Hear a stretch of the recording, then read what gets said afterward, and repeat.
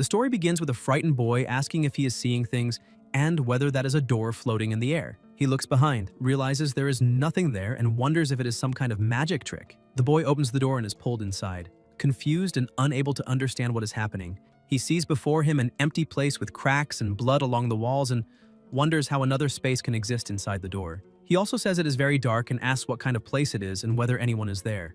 A noise is heard, and in front of him appears a horrible and terrifying monster. The boy begins to scream and runs desperately toward the door, apologizing for disturbing it and wishing it a good day. After exiting through the door, he says that place is dangerous, hopes the creature does not come after him, and asks where the door went and whether it really disappeared. At that moment, someone congratulates him for awakening the World Link ability and says that they have finally found him. Frightened, the boy begins looking around and asks who is speaking. The voice tells him not to panic and explains that it is trapped in another world and is communicating with him telepathically. This interdimensional communication is limited, and if he does not want to lose his life, he must do exactly what he is told. The boy asks about this telepathic communication and what is happening. The voice tells him to open his backpack and look for a strange statue inside. Still confused, the boy opens the bag and starts searching until he finds a small, grotesque object. When he pulls it out, he realizes it is a terrifying statue, looking like a demonic skeleton with a huge horn on its head. Frightened, he asks if that is really it, and the voice confirms,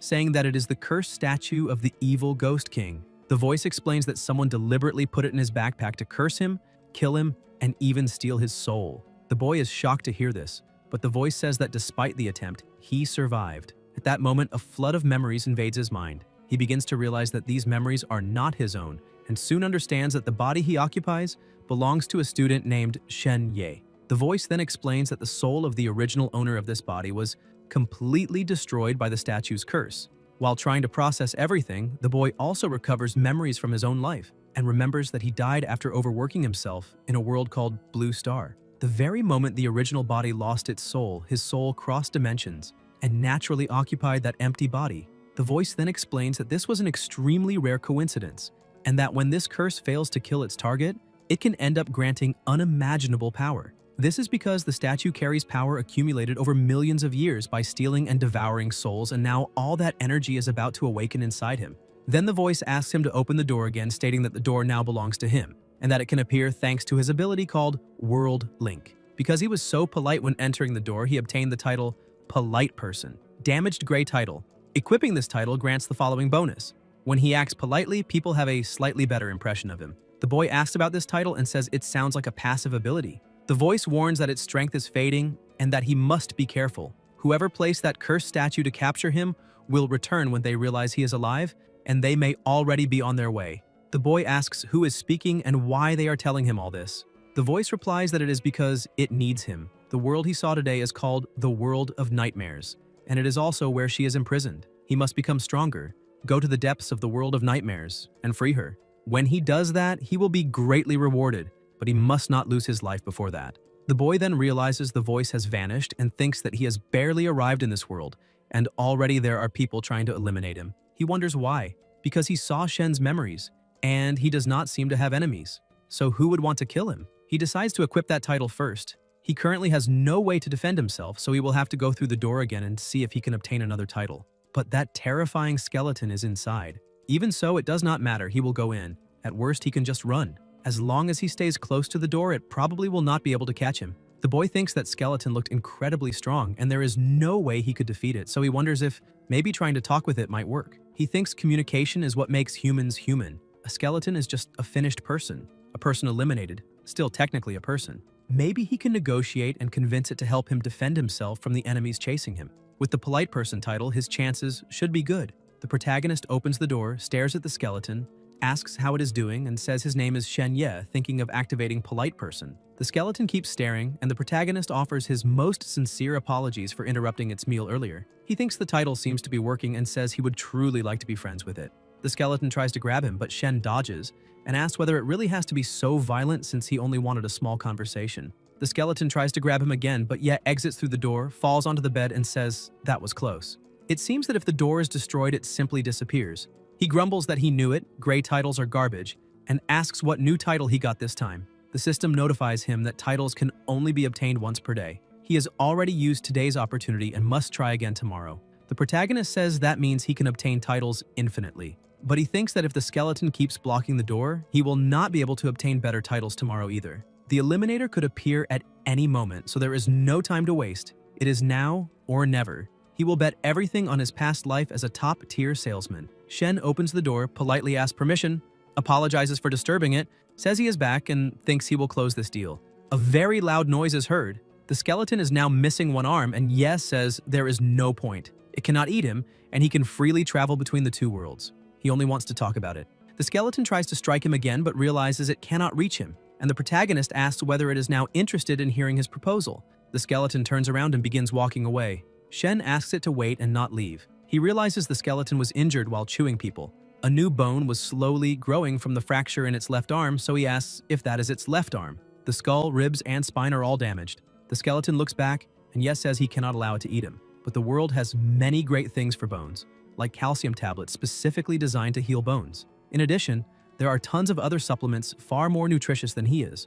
If they become friends, he can help buy them. After all, where he comes from, there is a saying, one would take a bullet for a friend. Buying calcium is nothing compared to that. Although in his case, taking a bullet probably would not be much of a problem either. Then the protagonist asks what it thinks about that. At that moment, Shen notices a light. The skeleton is releasing its power.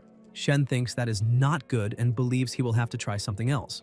Then the system notifies him that he has received a contract. Ye realizes it is not an attack but a contract. It seems it worked.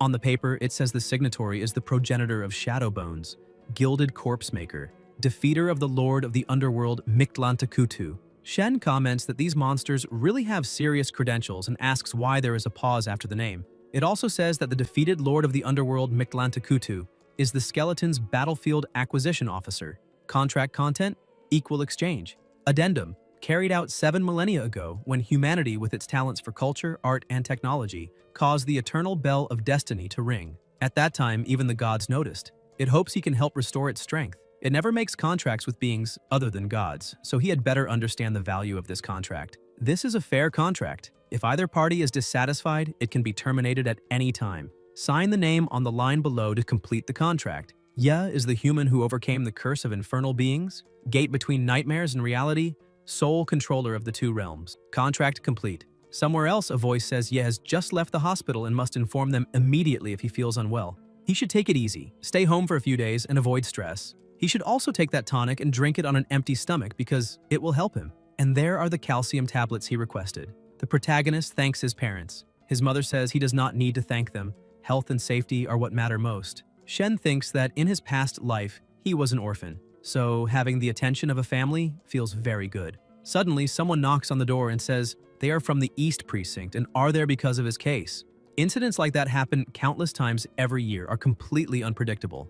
And when they occur, all one can do is accept fate. Fortunately, he recovered, which is already a blessing in the midst of misfortune. Ye thinks no. He says the real Shen was eliminated by a monster summoned through a curse, and asks if the next time something like that happens, everyone should simply leave it to fate. The police officer observes him and says he knows he is upset, but there is something he must say. The superiors have already approved it. That hospital will soon be abandoned, and no one will be allowed to enter again. He can rest assured there will be no more victims. The protagonist notices that the 3 stars on the badge mean he is a sergeant. He is still very young. Shen thanks him for telling him and says he was just worried someone might be after him. The officer replies that he is only a high school student with a simple social circle, and they did not find anyone holding a grudge against him. That is all for now. They have other duties to fulfill and will not disturb him any longer. Shen thinks the curse of the Ghost King statue seems incredibly powerful. Not only can the police do nothing about it, but even the government finds it troublesome. It is obvious that even the police fear it and prefer to keep their distance. But as an ordinary high school student, he wonders why someone would use something so powerful against him. Later, in the same place, the sergeant approaches again. Ye says he thought he had already left and asks what brought him back. The sergeant hands him a card and says his contact information is on it. The protagonist thanks him. The sergeant says that if anything seems strange, he should call him directly. Shen looks at the card reading Luo Feiquan and thinks that perhaps not everyone in the police is useless. Even so, he wonders whether he can trust him, or rather, whether he can really help him. He also notices that the sergeant does not seem to be strictly following orders. If the police and government cannot do anything, what could a simple sergeant do?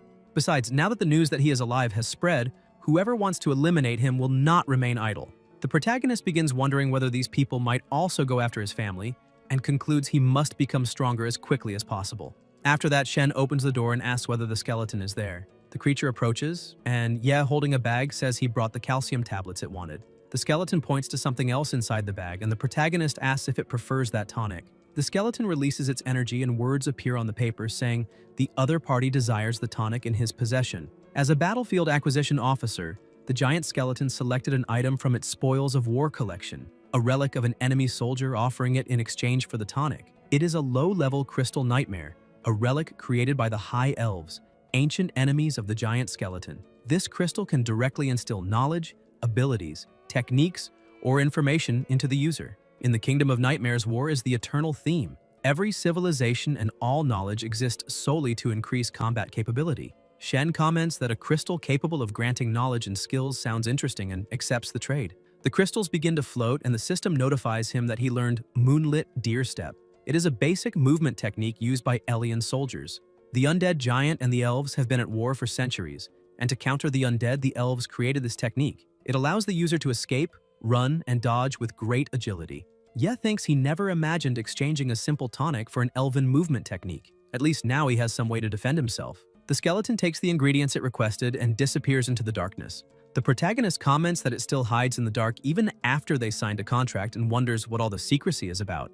In any case, he decides to start practicing Moonlit Deer Step for now. When he hears his parents returning home, he realizes it is better to go to his room. The system then notifies him. Moonlit Deer Step, first form, evasion. Required agility points, 3. After evaluating his physical attributes, the system indicates he has only 2 agility points and needs 1 more to use evasion. Shen asks whether it works like a game and wonders how he can increase his agility. At that moment, a voice appears saying he is truly alive and wondering how that is possible. Shen turns and sees a frightening man who says he wants to find out what he is really made of. The man advances, trying to strike him at all costs, but Ye manages to dodge. The attacker comments that he is not bad. The protagonist thinks that was close and realizes the man is an eliminator. He wonders if someone has already been sent after him and asks if there is anything he can help him with. The eliminator replies that he can simply lose his life. The system then notifies him that the crystal granted him knowledge. In the Kingdom of Nightmares, abilities, techniques, titles, and equipment have their own rankings from lowest to highest. Broken gray, normal white, excellent green, exceptional blue, and purple 1 in a million. The higher the rank, the more powerful the effect. The polite person title belongs to the broken gray level. While dodging attacks, Shen thinks it really is an extremely low-rank title, which is why it barely works. Still, he can use Moonlit Deer Step. The Eliminator comments that those are just cheap tricks and those idiotic steps will not save him from a bullet. Ye narrowly dodges, and the system sends a friendly reminder. Titles can be consumed to gain status points. The higher the title's rank, the more points obtained. The protagonist asks if those things are consumables, and why the system did not say that earlier. Then new notifications appear. Title consumed successfully. Status points received. 1. Agility increased from 2 to 3. First form, evasion, now available. Shen immediately directs the point into agility. Ye then releases his power, opens the door, and runs inside. The Eliminator chases him, saying not to think he can escape. Suddenly, the pursuer stops and asks whether that is a secret passage. The protagonist, already near the door, waves goodbye. The door closes. The Eliminator runs toward it, but at that moment, the skeleton appears before him, opens its mouth, devours him, and regenerates its arm. Meanwhile, Shen breathes heavily and says, "That was close. There are probably more Eliminators coming." He cannot waste time and must quickly find some self-defense cards. The system notifies him that the sacrifice of a living creature pleased the other party. Adhering to the principle of equal exchange, the other party offers items in return, and the contract is recognized. Pale Shadow Crown, Silver War Medal. Ye is surprised to see 2 at once, and both are green quality.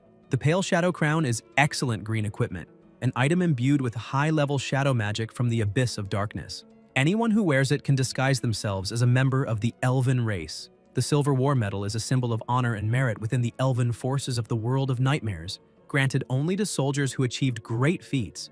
The protagonist comments that the skeleton is very pragmatic. At first it wanted to eat him, but now that it understands the value of exchange, it is practically showering him with gifts.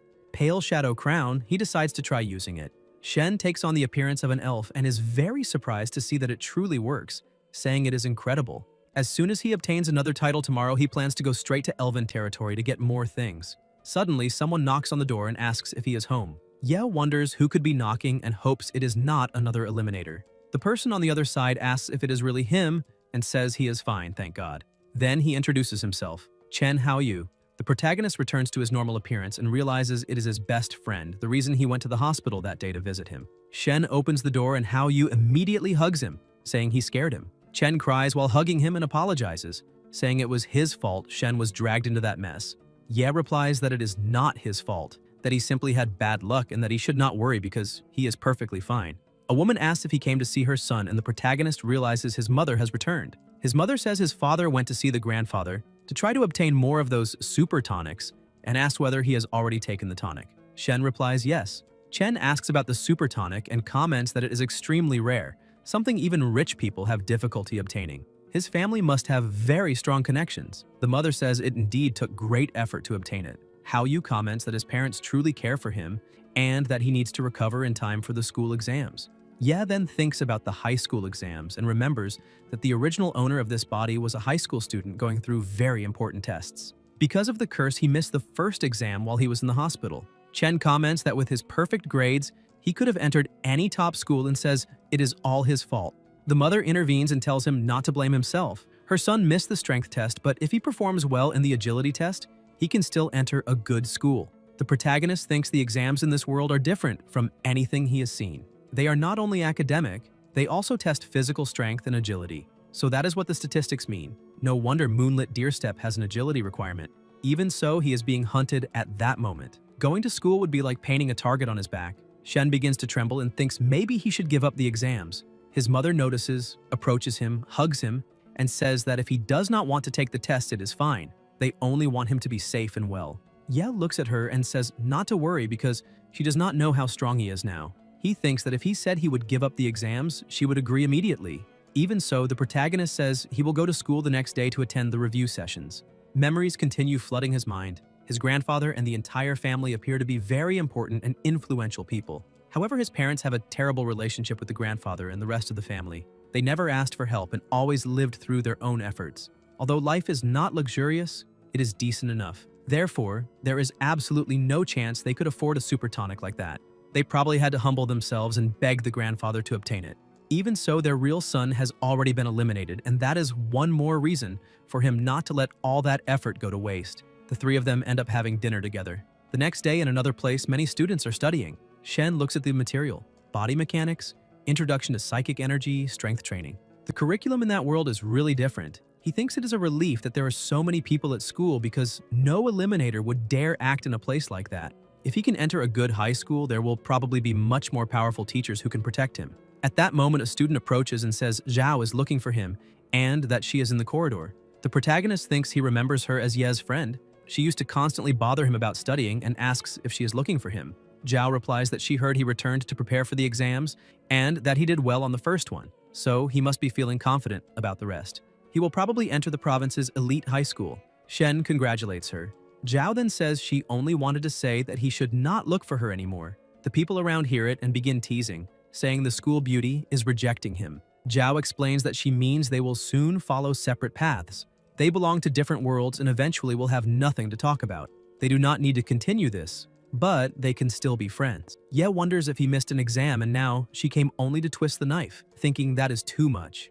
Zhao says she deleted his contact information and hopes he lives well from now on. The protagonist replies that he remembers that during all these years she always came to his classroom to find him and that he never looked for her. In fact, he never wanted to be friends with her in the first place. With the exams approaching, he hopes she is serious and stops bothering him so he can study in peace.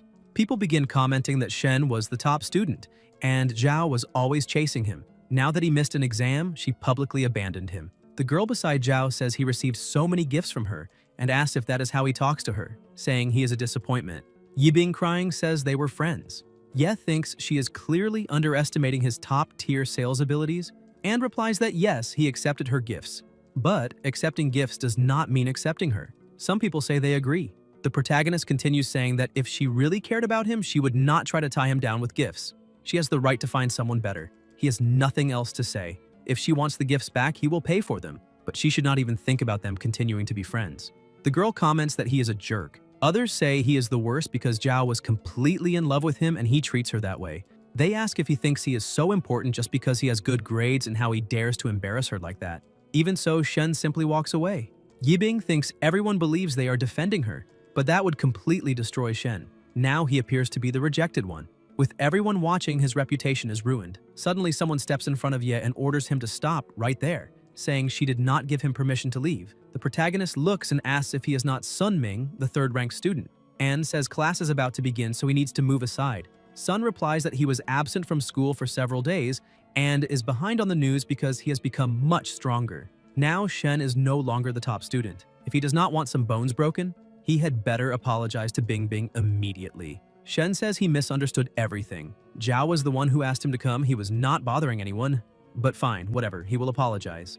Ye apologizes and says she won so she can keep bothering him if she wants, and asks if she is happy now. The protagonist runs away and people are surprised to realize he was crying. Zhao says she was not trying to force him, and that he should not listen to Sun. She herself becomes confused, wondering why she said those things and thinking that idiot Ming is messing with her head. Sun is also confused because he came to support Yibing and now everything is chaotic. He asks if anyone saw that and what just happened. Sun moves forward to throw a punch but Shen dodges.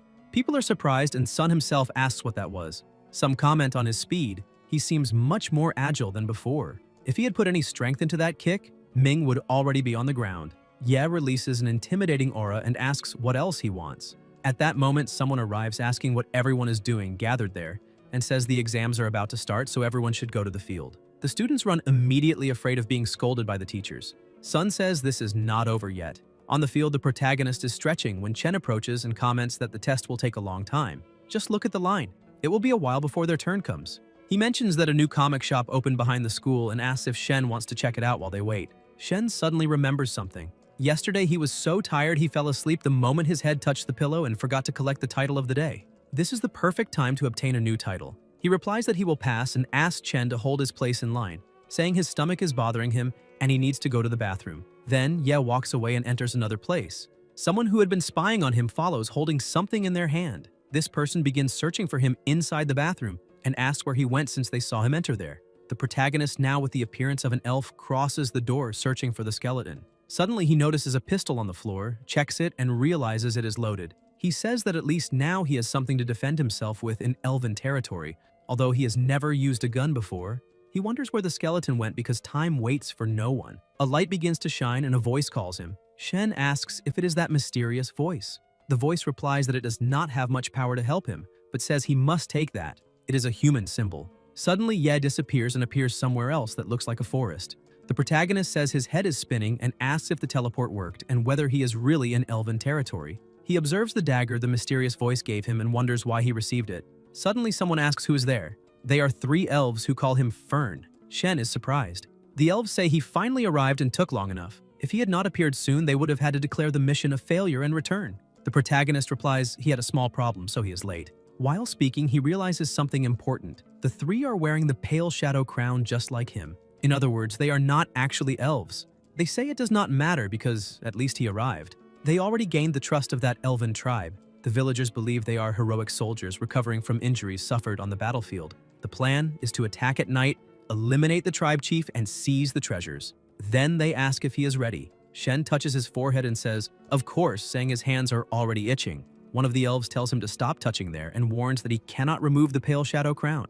Ye replies he was just adjusting it because it is not very comfortable. The other says that if he exposes the true undead identity, they will all be doomed. Shen thinks it was exactly as he suspected. The same metal, the same crown, those 3 are also undead. He says not to worry because when he is working, nothing goes wrong. Inside, however, he thinks that skeleton must be the Fern they are talking about, and the whole problem has been dumped on him. The 3 say they need to return to the village and he must hurry because the delay already cost valuable time. Shen realizes they move so fast he can barely keep up even at maximum speed. These undead are extremely strong. After some time, they stop. One of them says he must enter the village. To pass through the gates, he needs the chief's permission. That part is safe. He only needs to show the badge. The 3 will handle the eliminator outside. He must deal with the chief. Shen asks if he is being assigned to eliminate the chief alone. They answer yes and ask if there is any problem or if he is backing out. Ye asks if they really think he would back out and replies, absolutely not. He says they can leave it to him. Inside, however, he thinks he is completely doomed. If he dared say no, those 3 would probably eliminate him immediately. But assassinating the Elven chief inside his own fortress is practically a suicide mission. In any case, he is already doomed and now understands why that skeleton threw all the responsibility onto him. The village guard observes the silver war medal and says they can open the gates. He recognizes Shen as a brave soldier from the front lines and escorts him to the chief. As they walk, some elven women smile at him. The guard tells him to enter because the chief was already waiting and knew of his arrival. The partner tells him to go ahead and meet the chief while they rest there and wait for him. Shen thinks they are actually just making sure he does not run away. Now he is caught in the middle of a conflict between undead and elves. Even so, there is a positive side. If he can somehow complete this mission, he might secure a truly incredible title. Then the protagonist enters in silence. The chief has his back turned, holding a book. When he notices Shen's presence, he closes the book and welcomes him. At that moment, Shen's eyes widen as he receives a notification. His door has the ability to analyze titles, and now he can see the titles of other beings. Spirit of the countless forests, heir to the ancient throne of the tree, mighty lord of nature, grand master of the arcane arts, guardian of the kingdom of nightmares, one of the 5 heads of the world. Yi wonders if all of those really are that elf's titles. Meanwhile, his own title is only polite person. He realizes he was completely naive to think he could pull this off. Those undead outside are far stronger than he is, and even they would not be crazy enough to face someone like that. Polite person against spirit of the countless forests, heir to the ancient throne of the tree, mighty lord of nature, grand master of the arcane arts, guardian of the kingdom of nightmares, one of the 5 heads of the world. Simply perfect. The chief then says he appreciates his efforts and that he may rest well in the village before continuing his journey. The protagonist uses the door's magic and teleports to the dining hall. His partners say he has arrived and that he should eat something. It is still early and they can rest a little.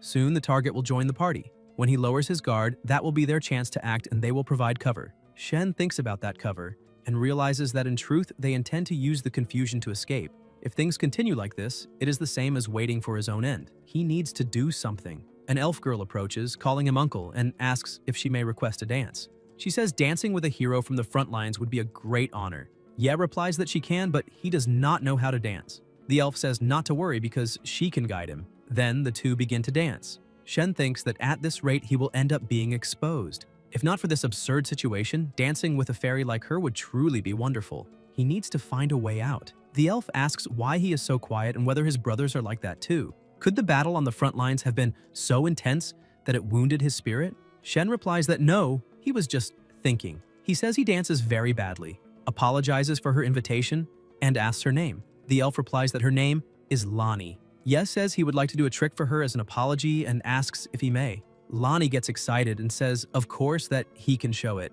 She comments that actually his dancing was not that bad. Then she gives him a bracelet as a small reward for the trick, but warns that if it is not impressive, she will want the bracelet back. The protagonist replies that it is no problem. Shen climbs onto the table and asks everyone to pay attention. He says that now he is going to show a trick that no one there has ever seen. A great human transformation. He claims he can transform into a human. Everyone grows curious and tells him to show them, because they have never seen a magician capable of transforming into a human. The 3 brothers watch and wonder what he is doing, whether he really knows that kind of transformation magic. They never imagined he would have enough intelligence to invent something like that and blend in among the elves. Yeah asks everyone to look carefully. Then he removes the crown and turns back into a human again, saying that trick is for the beautiful Miss Lonnie. People are impressed. When they see his ears and eyebrows, they realize he really is a young human. Lonnie thanks him and says he can transform back now. Shen then says the secret is simple. He can transform into a human because his 3 brothers also know how to do that magic. All they have to do is remove the crowns they are wearing, and they will transform into undead. Everyone goes into shock when they hear the word undead. The entire hall goes on alert and people begin asking what is happening. Ye says that when his brothers transform, he will also return to his previous form. At that moment, someone asks when that door appeared. The protagonist enters the door and disappears. People are shocked and wonder what kind of magic that was. They quickly decide to capture the 3 undead first and are careful, because they do not know what other tricks they may have. The 3 are tied up.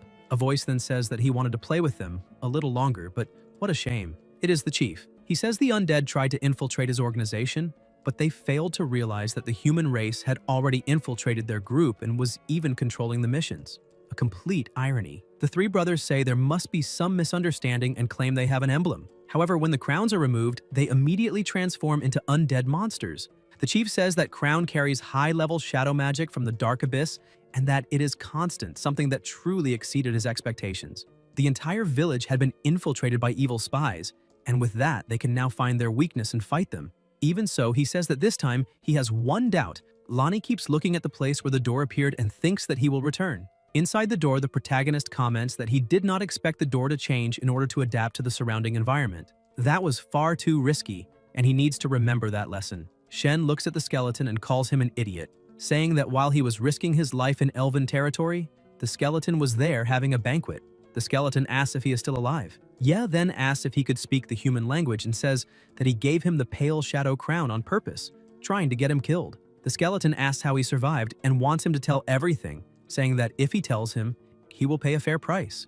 The protagonist, irritated, asks if he really thinks he's going to tell him. He says this is no longer about the reward because he nearly turned him into history and now he holds a grudge. A paper appears saying that the other party is being sincere and, according to the principle of equal exchange, has prepared for him a powerful, indestructible spell. Shen asked whether he thinks he can buy him with that and whether he is insulting his character. The skeleton replies that he gave him the pale shadow crown because he is human. Elves and humans are allies, so he had a chance of survival. If it had been the skeleton himself in that situation, he would certainly already be finished. As an apology, the other party exceeded the principle of equal exchange and decided to gift him a primordial nightmare crystal. The primordial nightmare crystal contains 3 high-level undead evolutionary talents. He can choose one of them to merge with his own soul and gain that ability. The skeleton explains that talent is a special personal ability that can be used without spending energy. That primordial nightmare crystal is the foundation of the undead race and extremely precious.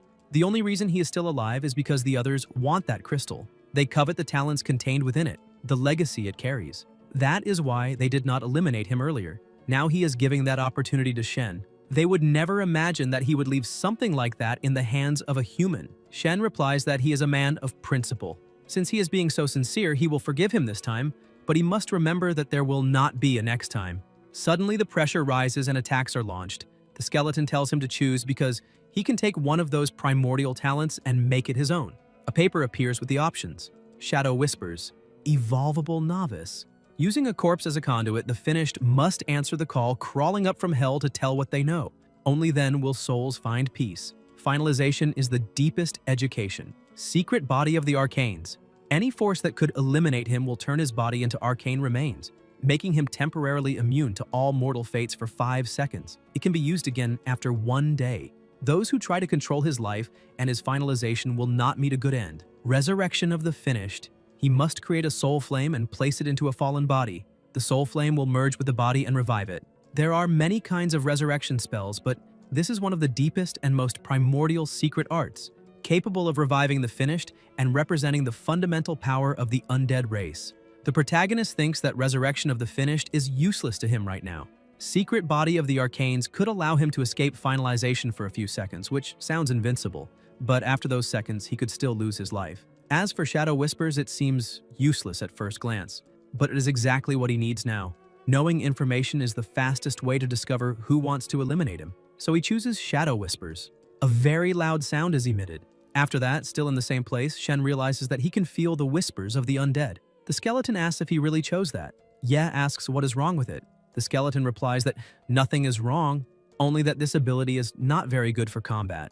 In his memory, those unwanted ancient monarchs always chose the third option. A few selected the second. No one had ever chosen this one. The skeleton then asks whether he can now tell him what really happened, because that is very important to him. He explains that the original target of the assassination was supposed to be an Elven priestess.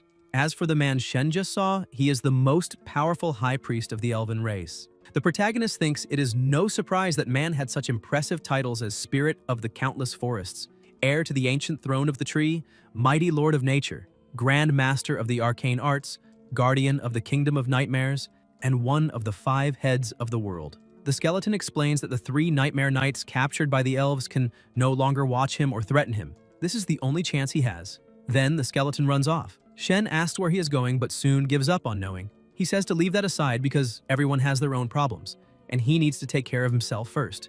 The system then notifies him that opening that door granted him an appraisal title, one of our own, green title. Excellent. By using this appraisal title, he receives the following bonus. When he tells the target that they are from the same class, the target will treat him as one of their own for 10 seconds.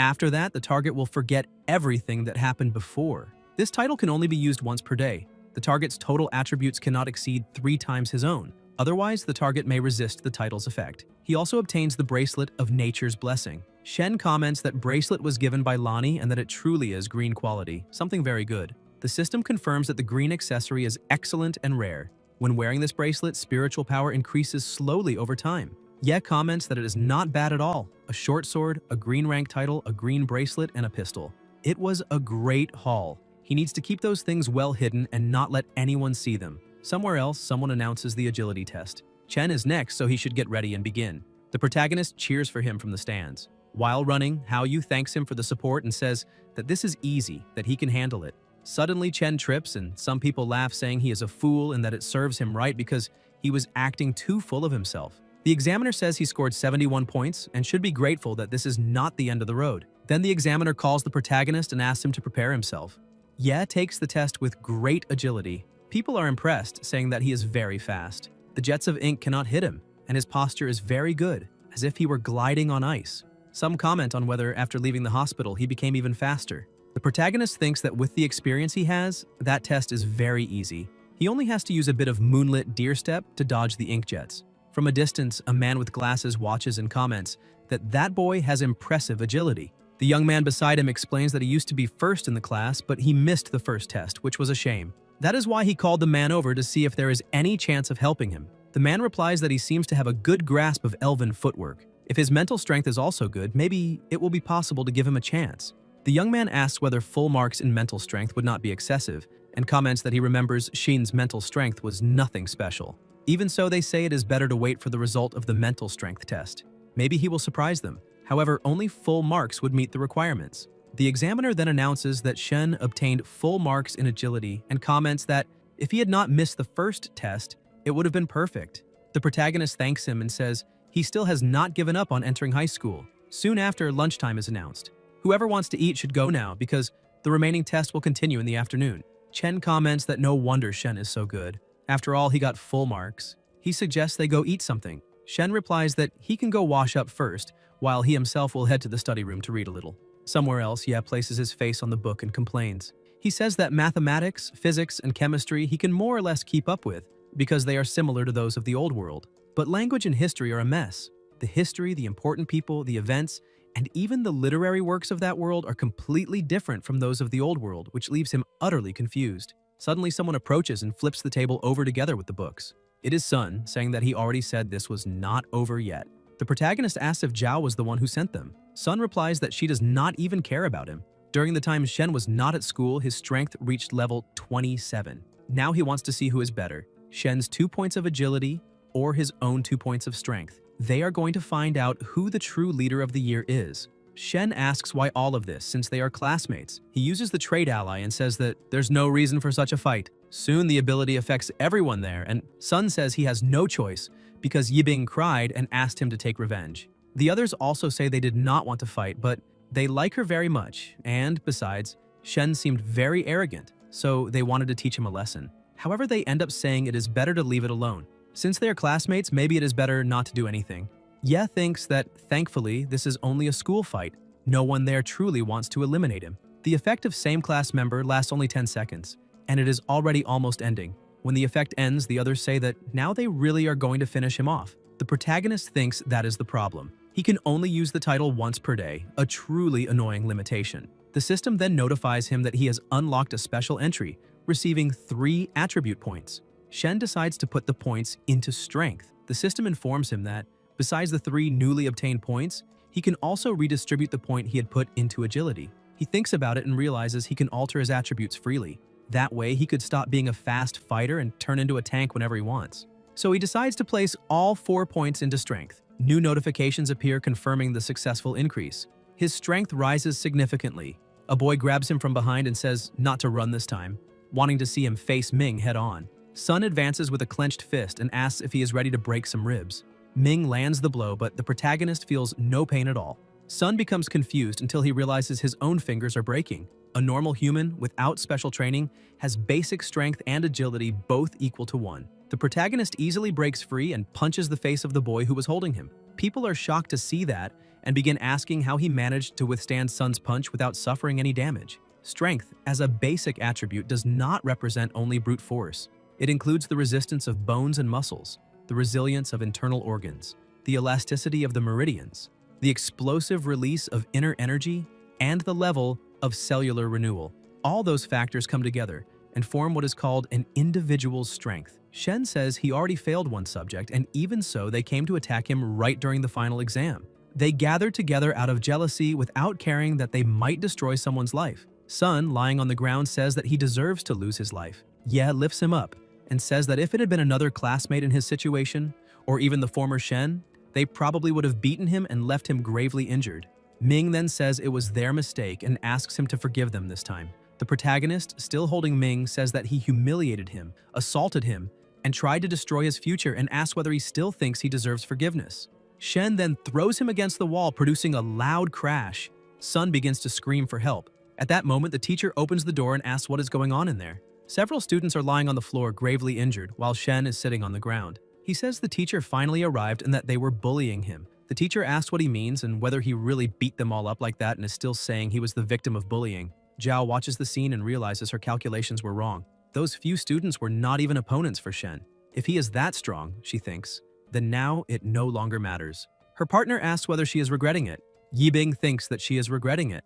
If she had called Shen to talk, encouraged him to keep trying, and arranged to stay in contact after high school, perhaps everything would have been different. Zhao lowers her head and realizes there is no turning back. He created a huge disturbance, injuring 8 students, and will probably have his qualification for the final exam cancelled. Her goal has been achieved. Shen will now be considered useless and her future is already secured. She only regrets not realizing earlier that he was that kind of bastard. Sun, lying on the stretcher, keeps staring at her. Yibing notices the look and thinks that this cannot be happening. That idiot kept looking at her the whole time. She wonders if he is trying to drag her into that mess and thinks that he must not look at her that way. Zhao hopes he says nothing and wishes he would simply keep his mouth shut. Ming calls out to Bing Bing. Yibing looks at him, begins to cry and says Shen hurt him like that. She declares that she is going to call the police immediately. The protagonist thinks that with this move, she managed to take a beating and still free herself from the blame, leaving all the responsibility on him. The teacher comments that now that a student called the police, the situation has become even more complicated. He orders everyone to return to studying and disperse. Shen must follow him to the teacher's room. Somewhere else, the principal comments that the students are excellent, at least some of them. Qian replies that it is not that he does not want to help, but if they do not meet the minimum requirements of the group, what can he do? He says he still has other matters to handle and that he will take his leave for today. At that moment, someone comes running and says that Shen and Sun fought and that the police arrived. The principal asks whether it is really necessary to report that at such a moment. The staff member replies that he needs to see this and shows him the video of the fight between them. The principal says it is just high school students fighting and asks what is so important about it. However, while they watch the video, something catches their attention, even Qian's. When the police arrive, they also analyze the video and ask Shen whether he had already started recording from the beginning. The protagonist replies that yes, because he was afraid they might eliminate him, and thinks it was a good thing he started recording. The police officer explains that even with the video, he still needs to accompany them to give a statement. The final result will only be determined when the medical report on the injuries is ready. The teacher intervenes and says that this student already failed one subject because of an anomalous accident. If they take him now, he will end up missing another test. He asks what else needs to be investigated if there is already video proof. The officer asks him to calm down and says that he will only return to provide clarification, that it will not take long, and that if the injuries are not serious, everything will be resolved quickly. The teacher comments that in that case, they may end up ruining his future. Meanwhile, Shen thinks he cannot waste time. He needs to keep switching his attributes to force the body to adapt quickly to those changes. The principal approaches and says it was a good thing he recorded everything on his phone. Otherwise, the injuries of the other students would have been enough to get him expelled. The teacher comments that Qian finally arrived. Qian agrees and says that Shen's physical condition and abilities already surpass those of the other students. Fighting with them made no sense at all. He watched the video of the fight, and even though it was only half the recording, he noticed that Shen controlled his own strength during the battle. He asks if that was really the case. Ye confirms it and says he was afraid of ending up eliminating someone. Qian replies that he truly is a young man of great character. The combat technique he demonstrated during the simulated exam was perfect, and he already deserves a recommendation. He says he would like to speak with him. The protagonist takes the card he hands him and thinks about what the Human Martial Arts Group means. It is an organization that preserves the legacy of various forms of martial knowledge, possessing vast intellectual property rights and copyrights over countless martial arts manuals. For ordinary people, entering that group is like a fish leaping through the Dragon Gate, leaving the common class behind. It is the true path to ascension. Shen observes Qian and realizes that his mere presence already gives the feeling that he has no weak point at all. No matter how he distributes his attributes, he would not even be able to touch him. Qian then asks the intelligence system to assess his strength, saying that it seems to be at least 4.5. He asks whether Shen can tell him what the exact value is. The intelligence system is the superior AI of that world, capable of accurately assessing a person's qualities. Ye thinks that is impressive. If he has the protection of someone like Qian, he will not need to worry about eliminators. So he replies that his strength is 5. The principal and the teacher are surprised. Qian also shows surprise and says he truly did not expect that. The protagonist asks if that value is very high. Qian explains that at the elementary education level, reaching 4.5 already exceeds the evaluation standard. Reaching 5 is even more extraordinary. With that level of strength, he would already be capable of operating some models of combat armor and using ancient weapons, even if they are damaged or only of common level. In addition, his performance on the movement exam was perfect, which already guarantees the right to a recommendation. He can join the group. Qian says he will arrange a new evaluation for him. Normally that would not be permitted, but in order not to waste a talent like his, the group has authorization to suggest to the Department of Education that they carry out reevaluations and additional tests for certain special candidates. So it is decided that someone will help arrange everything for him. As for the investigation into the fight, that will be up to the authorities, but the timing of the reevaluation will be taken into consideration. Qian then asks, just out of curiosity, what his mental power level is. His agility already reached the standard, so that will not affect the evaluation. The protagonist thinks he cannot seem perfect in everything, so he decides that a mental power level of 3 should be enough. He raises 3 fingers. Qian smiles. The teacher is even more surprised and asks whether 3 is already considered high, commenting that his mental power truly is not ordinary. Qian asks whether he can demonstrate it, explaining that a level of 3 is already enough to move objects with the mind. He suggests that Shen try moving a chair. Ye thinks that he only needs to raise the mental power attribute to 3 in order to do that.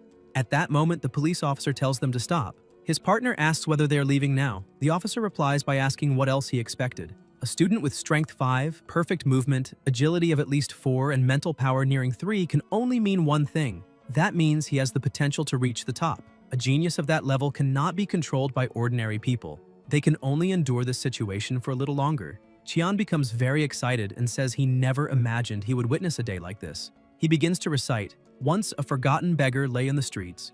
Today his song makes even the gods bow to its rhythm when the time comes. The cosmos grants him power, and he will fly to the realm where light never loses its life. Today is the day of the lucky student, and also his own." The principal comments that it is a beautiful song and says he has never heard such a lovely voice. The protagonist finds it strange and wonders if he should sing too, but realizes he would not even know how to do it. Qian asks the two of them for a moment, saying he would like to speak with that young man in private. He lights a cigarette and asks what his goal in life is. Shen replies that his own name already contains his goal. Qian says that is a good beginning and asks what his heart truly desires. Ye answers that, at the very least, he wants to be strong enough so that no one can knock him down again. He wants to be capable of protecting himself and his family. Qian says that today is the day he takes the first step toward his dream and asks him to attack. The protagonist calls him a strange and frightening old man.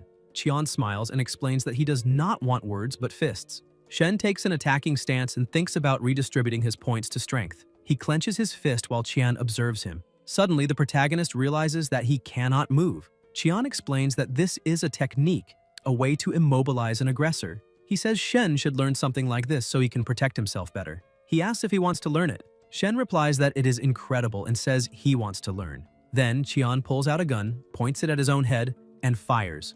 Afterward, he says that is also a technique, a secret art of the organization. This technique can block all kinds of projectiles, even sniper shots. Ye replies that there is no unbreakable defense in the martial world, only attacks too fast to counter. Qian asks if that line is good and where he read it. The protagonist answers that he invented it himself. Qian says he truly has natural talent. Then he finally makes the invitation. He wants Shen to join the Hidden Dragon Project. He explains that the Hidden Dragon Project is a program created by the organization to train rising talents. He intends to recommend Shen to 3 of the best martial schools in the world. Before that, however, he will need to pass an extremely rigorous admission exam. It is not the standard high school exam, but one created by the 3 schools themselves. Ordinary people almost never have the chance to take it, because it is normally monopolized by the children of noble families. Shen asks what noble families are. Qian explains that they are families that possess ancient knowledge, artifacts, and bloodline packs inherited from divine beings of ancient times. These ancestral families possess more martial legacies than even the group itself. They also control vast lands, populations, and wealth. These supreme families live separated from ordinary people by a nearly insurmountable abyss. Shen begins to wonder if that means grandfather Shen belongs to one of those families. Qian continues explaining that the Hidden Dragon Project was created precisely to find hidden talents among ordinary people. They will help Shen enter the most prestigious academies. Even if he fails the exam, they will still guarantee him a place in a high-level school. If he manages to enter any of the 3 great schools, the organization will provide full support, offering resources and guidance to develop his talents. When he reaches the peak, he will return to the organization to work with them, naturally receiving the best possible compensation. Ye then realizes that he finally understands. This is a world where supreme strength reigns. He accepts the invitation. At the same time, he thinks about his family. They once belonged to a noble family, but for some reason his father was banished by his own father. Now that they live as ordinary people, whenever an anomaly occurs, the police do not even dare to help them. His parents had to beg and borrow just to obtain a single doctor, something that for his grandfather's noble family would have meant nothing. Today he injured someone, yet he will not suffer serious consequences because he has already become strong enough to stand above the rules that normally apply to people like him. Qian then says that if he is ready, he should sign the document and provide his fingerprint. Shen thinks he now understands why all the teachers repeat so often that humanity can only survive by relying on the strong. That is how civilization continues to exist. Qian adds that he may think more carefully before deciding. In fact, other organizations will probably contact him soon. Shen replies that Qian was the first to approach him and also helped him out of a difficult situation. For that reason, he is willing to join the organization. Qian says he is a decisive young man and that he knew there was something special about him. Since he is still a minor, they will also need a guardian's signature. Ye replies that it is not a problem because his parents should be at home. Qian says that is excellent and that they must hurry. If another organization arrives before them, everything will be lost. He says he will return as soon as he finishes.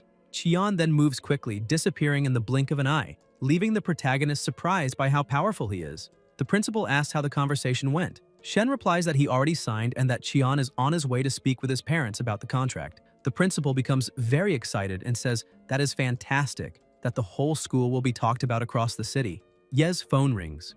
It is an unknown number. When he answers, it is Luo. He says he discovered some information about Shen's situation and would like him to come to the police station. At the station, the sergeant asks him to look at something. The protagonist has felt a strange sensation ever since he entered the building, an uneasiness that is difficult to explain. Luo shows him a photo and says it was taken by accident. Someone handed the image to him because of the recent rumors about the hospital. The photo is from the day of the incident and shows a suspicious man on the roof across from the hospital. He asks if Shen knows that man. Shen zooms in on the image and says he has never seen that person before. The sergeant explains that according to forensic experts, the man appeared to be trying to activate something. He asks if Shen was carrying anything unusual that day. Ye thinks that man was probably the one who activated the cursed statue of the evil Ghost King. However, the sergeant clearly has not realized that yet, and since the statue has already turned to dust, all the clues have disappeared. He cannot mention the statue, so he replies that he was not carrying anything unusual. He also thinks that everyone died because of the statue's curse, yet he survived. Telling anyone that would only cause trouble. The sergeant finds the answer strange and asks if he felt anything unusual that day, such as shortness of breath, dizziness, or loss of control of his body. The protagonist realizes that the questions seem to indicate the sergeant already knows something. At the same time, the uneasy feeling inside the station keeps growing, as if something is hidden there, waiting for the right moment to act. Suddenly, Shen remembers something and comments that his backpack was open, even though he was sure he had closed it before leaving school. Luo asks whether he checked the backpack. Shen replies that he did not and that he should have checked earlier. At the same time, he notices a slight movement in the sergeant's hand as if he were about to do something. Shen decides to redistribute all his status points to agility. No matter what happens, he must be ready to run at any moment. He wonders whether he could run faster than the sergeant, but imagines that the sergeant's attributes must be on a completely different level from his. Ye lifts his foot slightly and thinks he cannot make a mistake. He prepares to open a passage beneath his feet just in case. If something goes wrong, he only needs to kick the table and fall directly through the door. At that moment, the sergeant's phone rings. The protagonist thinks he almost triggered his escape by accident, but this might be his chance to get away. He decides to leave while the sergeant answers the call. The sergeant tells him to stay where he is. On the other end of the line, a voice says that his time has come. Energy begins to rise. Shen becomes confused and wonders what is happening, whether that is an eliminator. Soon he realizes that the target is not him, but the sergeant himself. He also wonders whether that is the technique Qian mentioned earlier. Luo asks if the enemy is right outside the station. The sergeant then moves quickly and shatters the window glass. The alarm sounds. Intruder detected. An invader has entered the police station. All non-combat personnel must seek shelter immediately. The protagonist looks outside and sees something strange, asking whether that is the ocean and how it is possible since they should be in the city. The man above is the one who made the call, but he's not the same man with glasses from the photo. The invader says that the sergeant eliminated many members of the church and that he came to settle the score. Luo replies that he is busy at the moment and that they can talk later. The invader says that his life is the only explanation needed. Shen goes back inside the station and realizes the two of them have disappeared. He fears the sergeant has been trapped in that strange ocean. The strange feeling returns once again. He begins to wonder what is happening to him and whether that office is haunted. He says that whoever is there should appear now. Energy begins to flow from his eyes.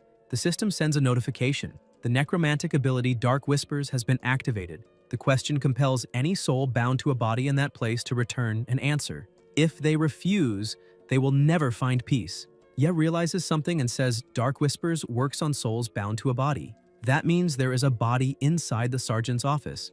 Then a voice responds, giving thanks. The protagonist, frightened, asks who is there. The voice replies that it never imagined it would return to its own body using that old rotting shell just to answer questions. Shen realizes the voice is coming from the closet and thinks the body must be inside. That voice sounds familiar. It cannot be. The voice says a hunter was finished by his own prey and asks whether afterward the killer disguised himself to take his place. Shen opens the closet and finds Luo there, with his hands tied and already dead. The voice says that it is indeed him. Ye asks what happened. Luo replies that the man with the dark glasses from the photo eliminated him. That man was an eliminator. He explains that he was a special operations soldier with balanced strength and agility. To fight at his best, he needed top-level equipment, but one moment of carelessness was enough for him to be defeated. At the critical moment, his weapon failed, and after killing him, the enemy assumed his identity to lure Shen to the station. The protagonist asks what his objective was. Luo replies that he does not know exactly, but the imposter definitely wanted answers. Shen thinks that makes sense. The curse of the evil Ghost King statue had never failed before, so the enemy must have become curious about how he survived. Fortunately, that lunatic attacked the police station, which probably disrupted the Eliminator's plans. Shen says the imposter was taken away by a man wearing colorful pajamas who seemed to use some kind of sorcery. Luo asks what kind of sorcery. Ye explains that the area outside the station turned into an ocean for a few moments and then returned to normal. But the imposter and the attacker did not return with it. The sergeant says the prey tried to disguise itself as the hunter, but it did not know that the hunter also had bigger problems waiting. That was not sorcery, it was an anomaly. When another world connects with ours, enveloping, infecting, or consuming an area, or even taking people away, it is called an anomaly. There are even worse cases known as calamities. Shen asks what a calamity is. Luo explains that it is when powerful monsters from other worlds suddenly appear and cause massive destruction. He asks if Shen has ever heard of the city of Jiang. Shen replies yes and says people said an earthquake destroyed the entire city. The sergeant says that was only the official version. In reality, it was a classic case of calamity. More than 13 million people lived there and not a single one survived. Yes says that is horrible. Luo replies that there is no time to mourn. That anomaly was temporary and the Eliminator may return at any moment. The protagonist asks whether that means he is still in danger. The sergeant says yes and tells him to go to the armory on the 3rd floor. Outside, there is a silver panel on the wall where he must enter a code. After hearing the code, Shen comments that it is enormous. Luo explains that there is a special pen outside the armory. He must write the code on the wall with it. When he reports the truth, he will receive protection. Time is running out, and that is his only chance to stay safe. The system then notifies him that the other party has said everything he could. The soul has departed. Shen looks at the completely lifeless body and finally understands. No one wanted to get involved in his case because things like this happen all the time. In this world, those who are not strong enough are crushed. He wonders whether he should expose the Eliminator's identity, but concludes it would not help. The enemy may have accomplices within the station itself. With the abilities he displayed, he could eliminate Shen instantly.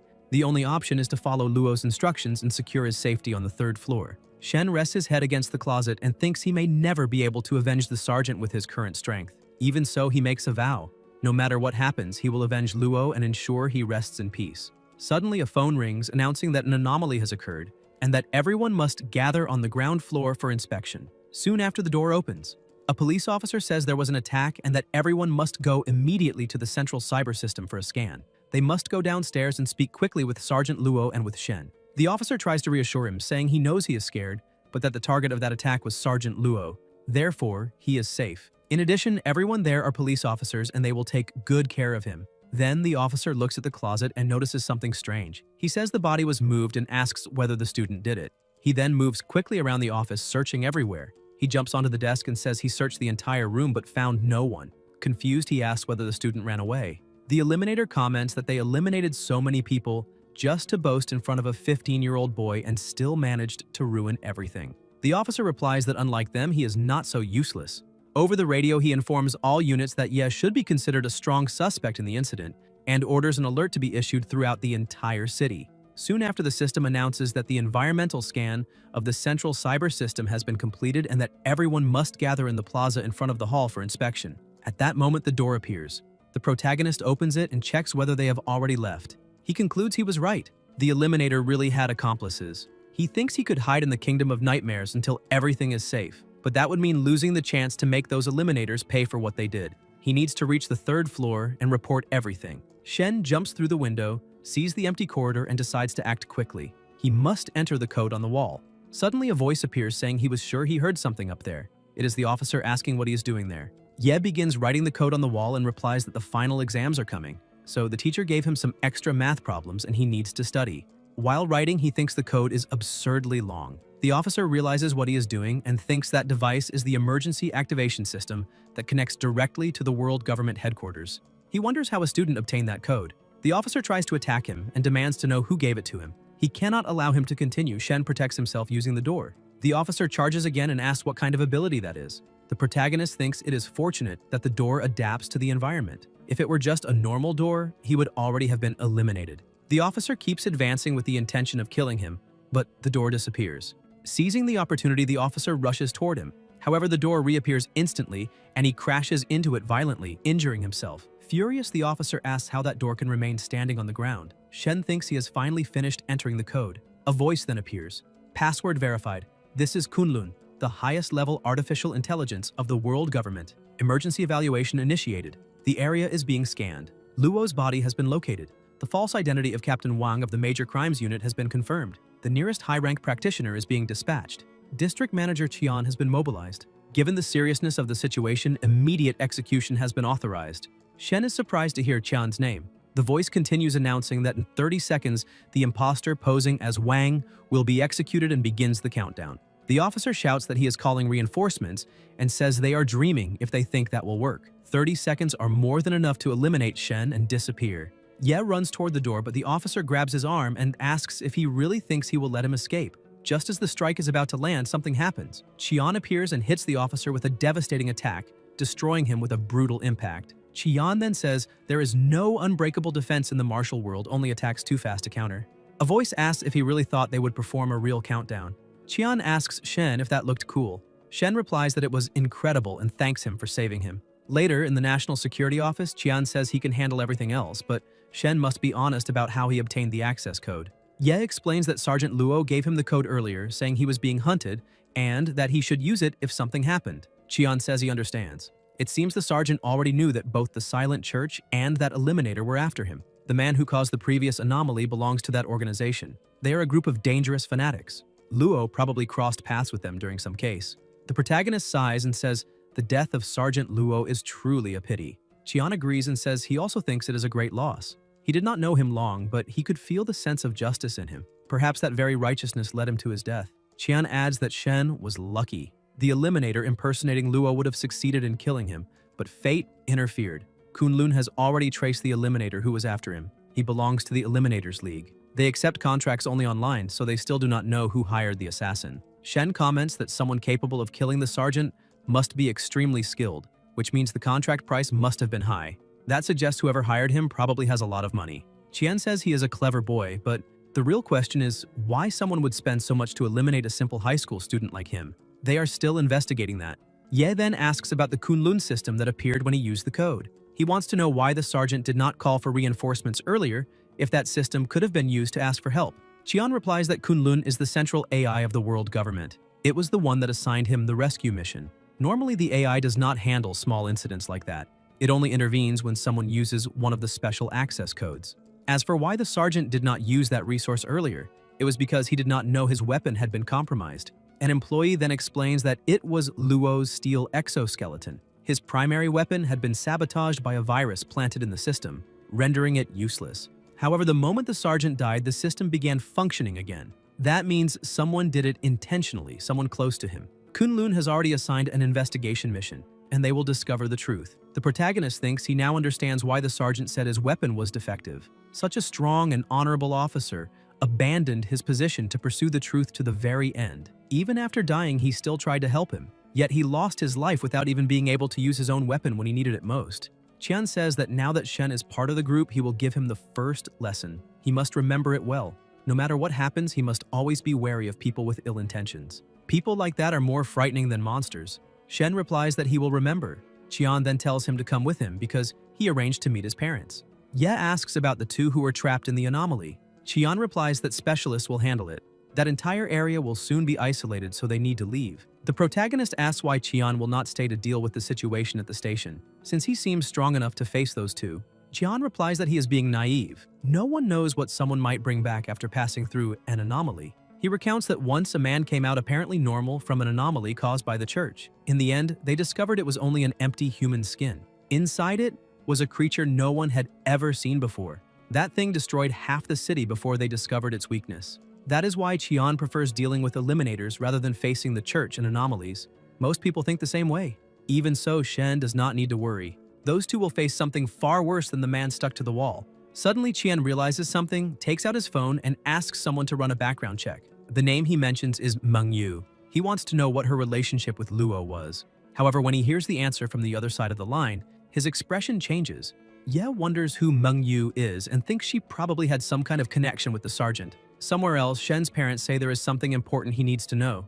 Before discussing the contract with Qian, he must make a decision. Qian agrees and says he will step outside to smoke while they talk. The mother then says they will no longer hide the truth. Shen comes from a prestigious family. His father originally belonged to a branch of the famous Sanjin clan. Shen thinks that confirms his suspicions. He remembers reading in a history book that the Sanjin clan was one of the few families that inherited divine powers and artifacts. The mother explains that his father was a true prodigy, but suffered a qi deviation while training an ancient technique and lost all his strength. Discouraged, he came to the city, and it was there that he met Shen's mother. Later, the grandfather tried to arrange a political marriage for his father, but he refused and chose to marry for love. That enraged the grandfather, who completely expelled him from the family. After that, they had Shen and began living a simple but happy life. Shen asks whether they are telling that story just to show off their romance. His father replies that is not the reason. They are telling it because the talent Shen has shown is far beyond ordinary. If he returns to the grandfather now and acknowledges his bloodline, the old man will certainly accept him.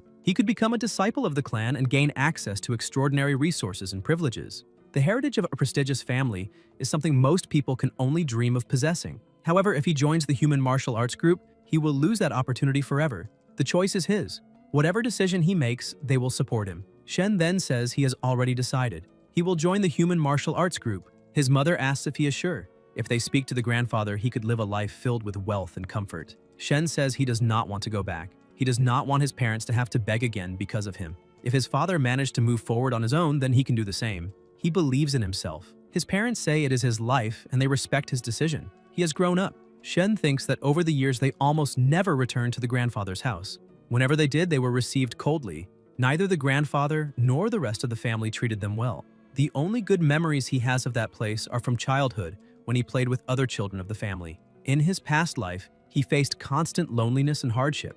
Only now does he truly understand the meaning of a family's love. Qian says they are welcome to the human martial arts group. The protagonist thinks that a cold family like the Shen clan is something best left in the past. Qian continues by saying that in a few days he will participate in the admission exams for the 3 most prestigious schools in the world.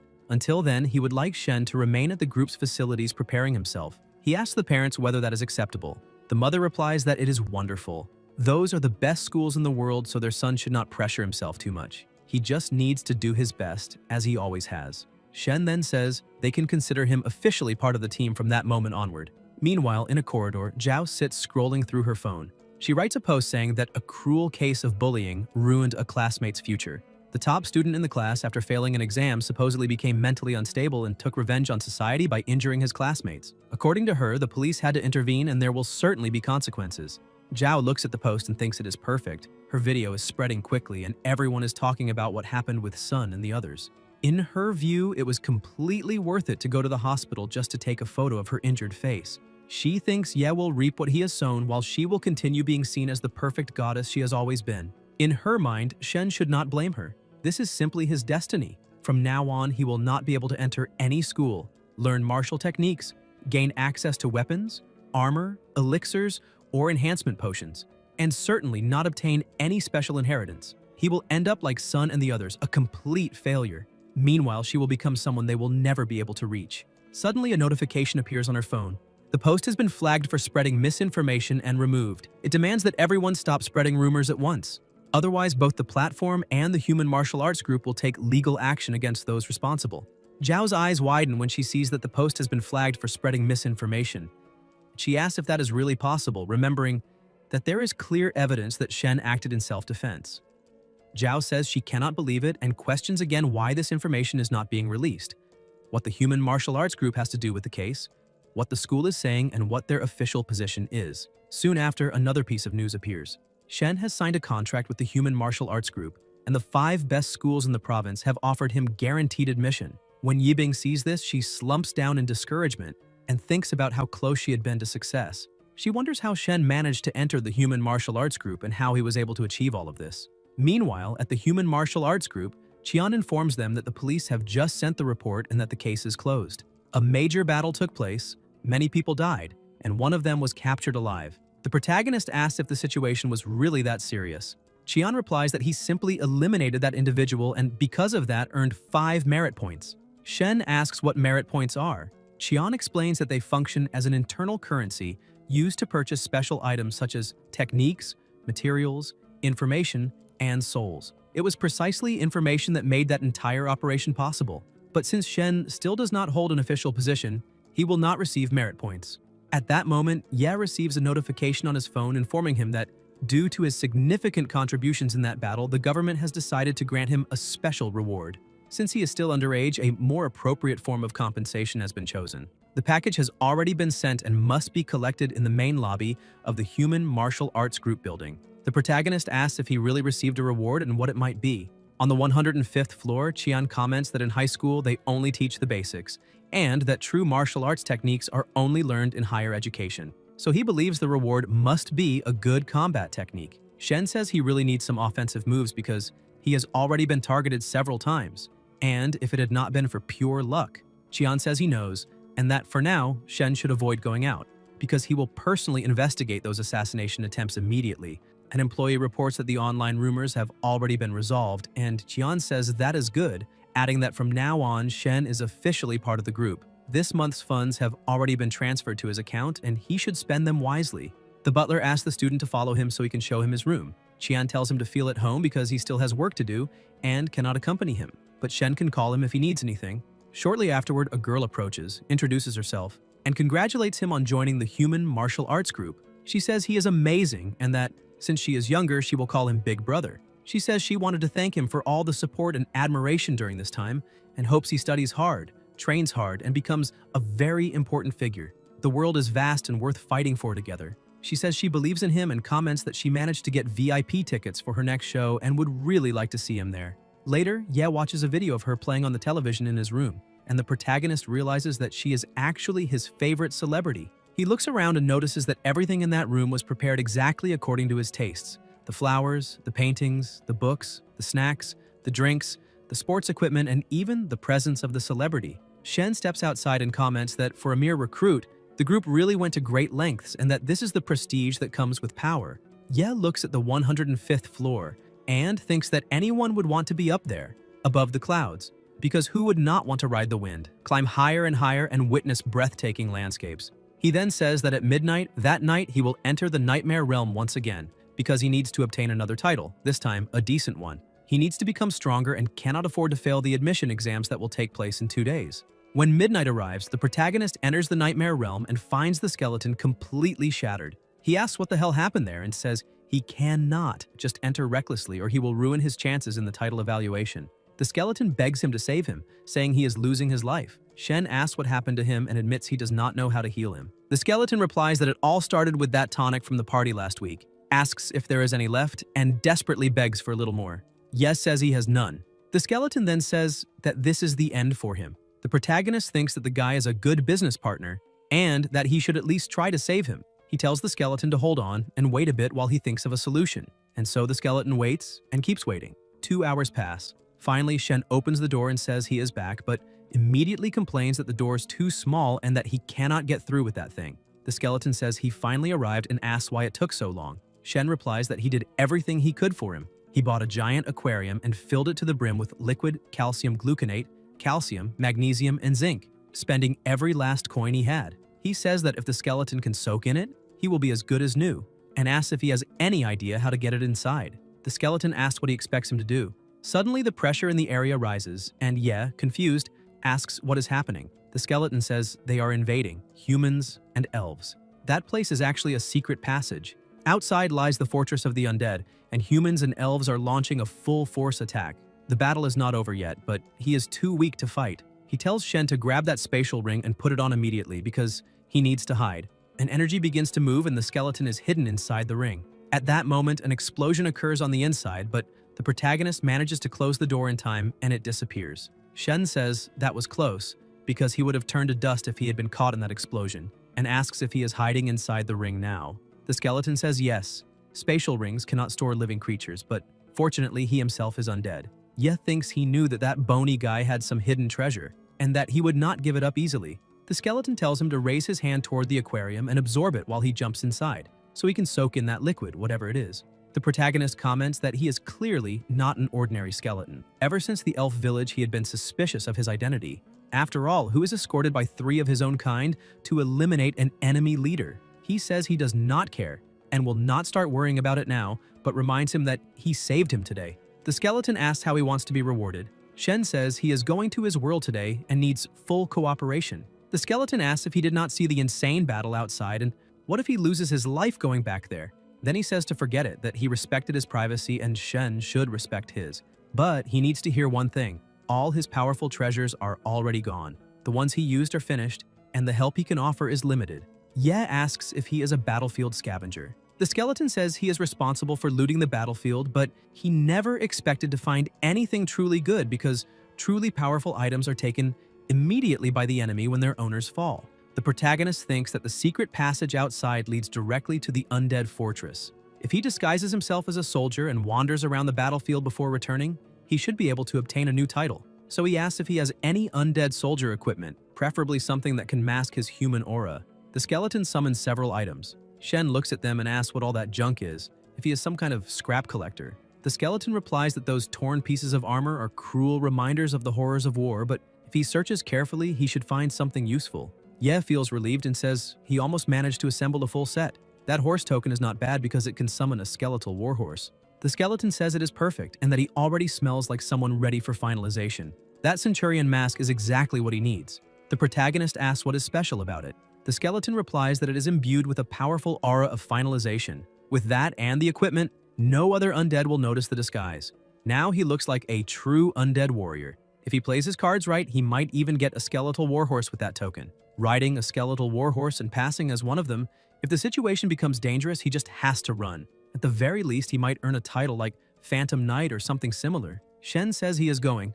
The skeleton warns him not to dare lose his life because if he gets finalized, they will find the ring on him and then he himself will have problems later. Ye is about to enter the door and says he will try his best not to lose his life. When the protagonist enters, he realizes the place is completely destroyed. He picked up a dagger in the lands of the elves and intends to use it to have a bit more protection this time.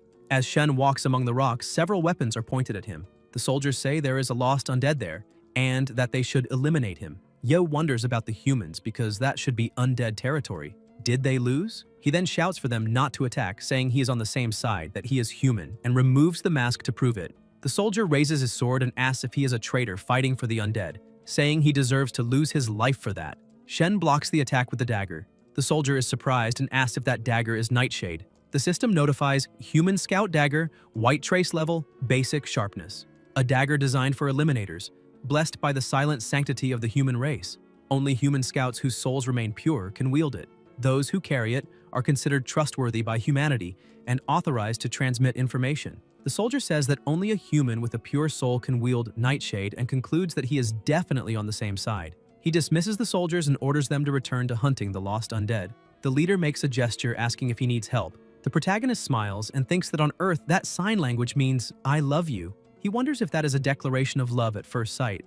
Everyone in the nightmare realm seems very direct. He notices the leader staring at the mask and imagines that the gesture must have some hidden meaning, wondering if the mask symbolizes something. He thinks that that bonehead gave him a special item without explaining anything. Either way, he decides to roll with it. Ye says that as they can see, he is in a complicated situation, and that if they can help, he will not refuse.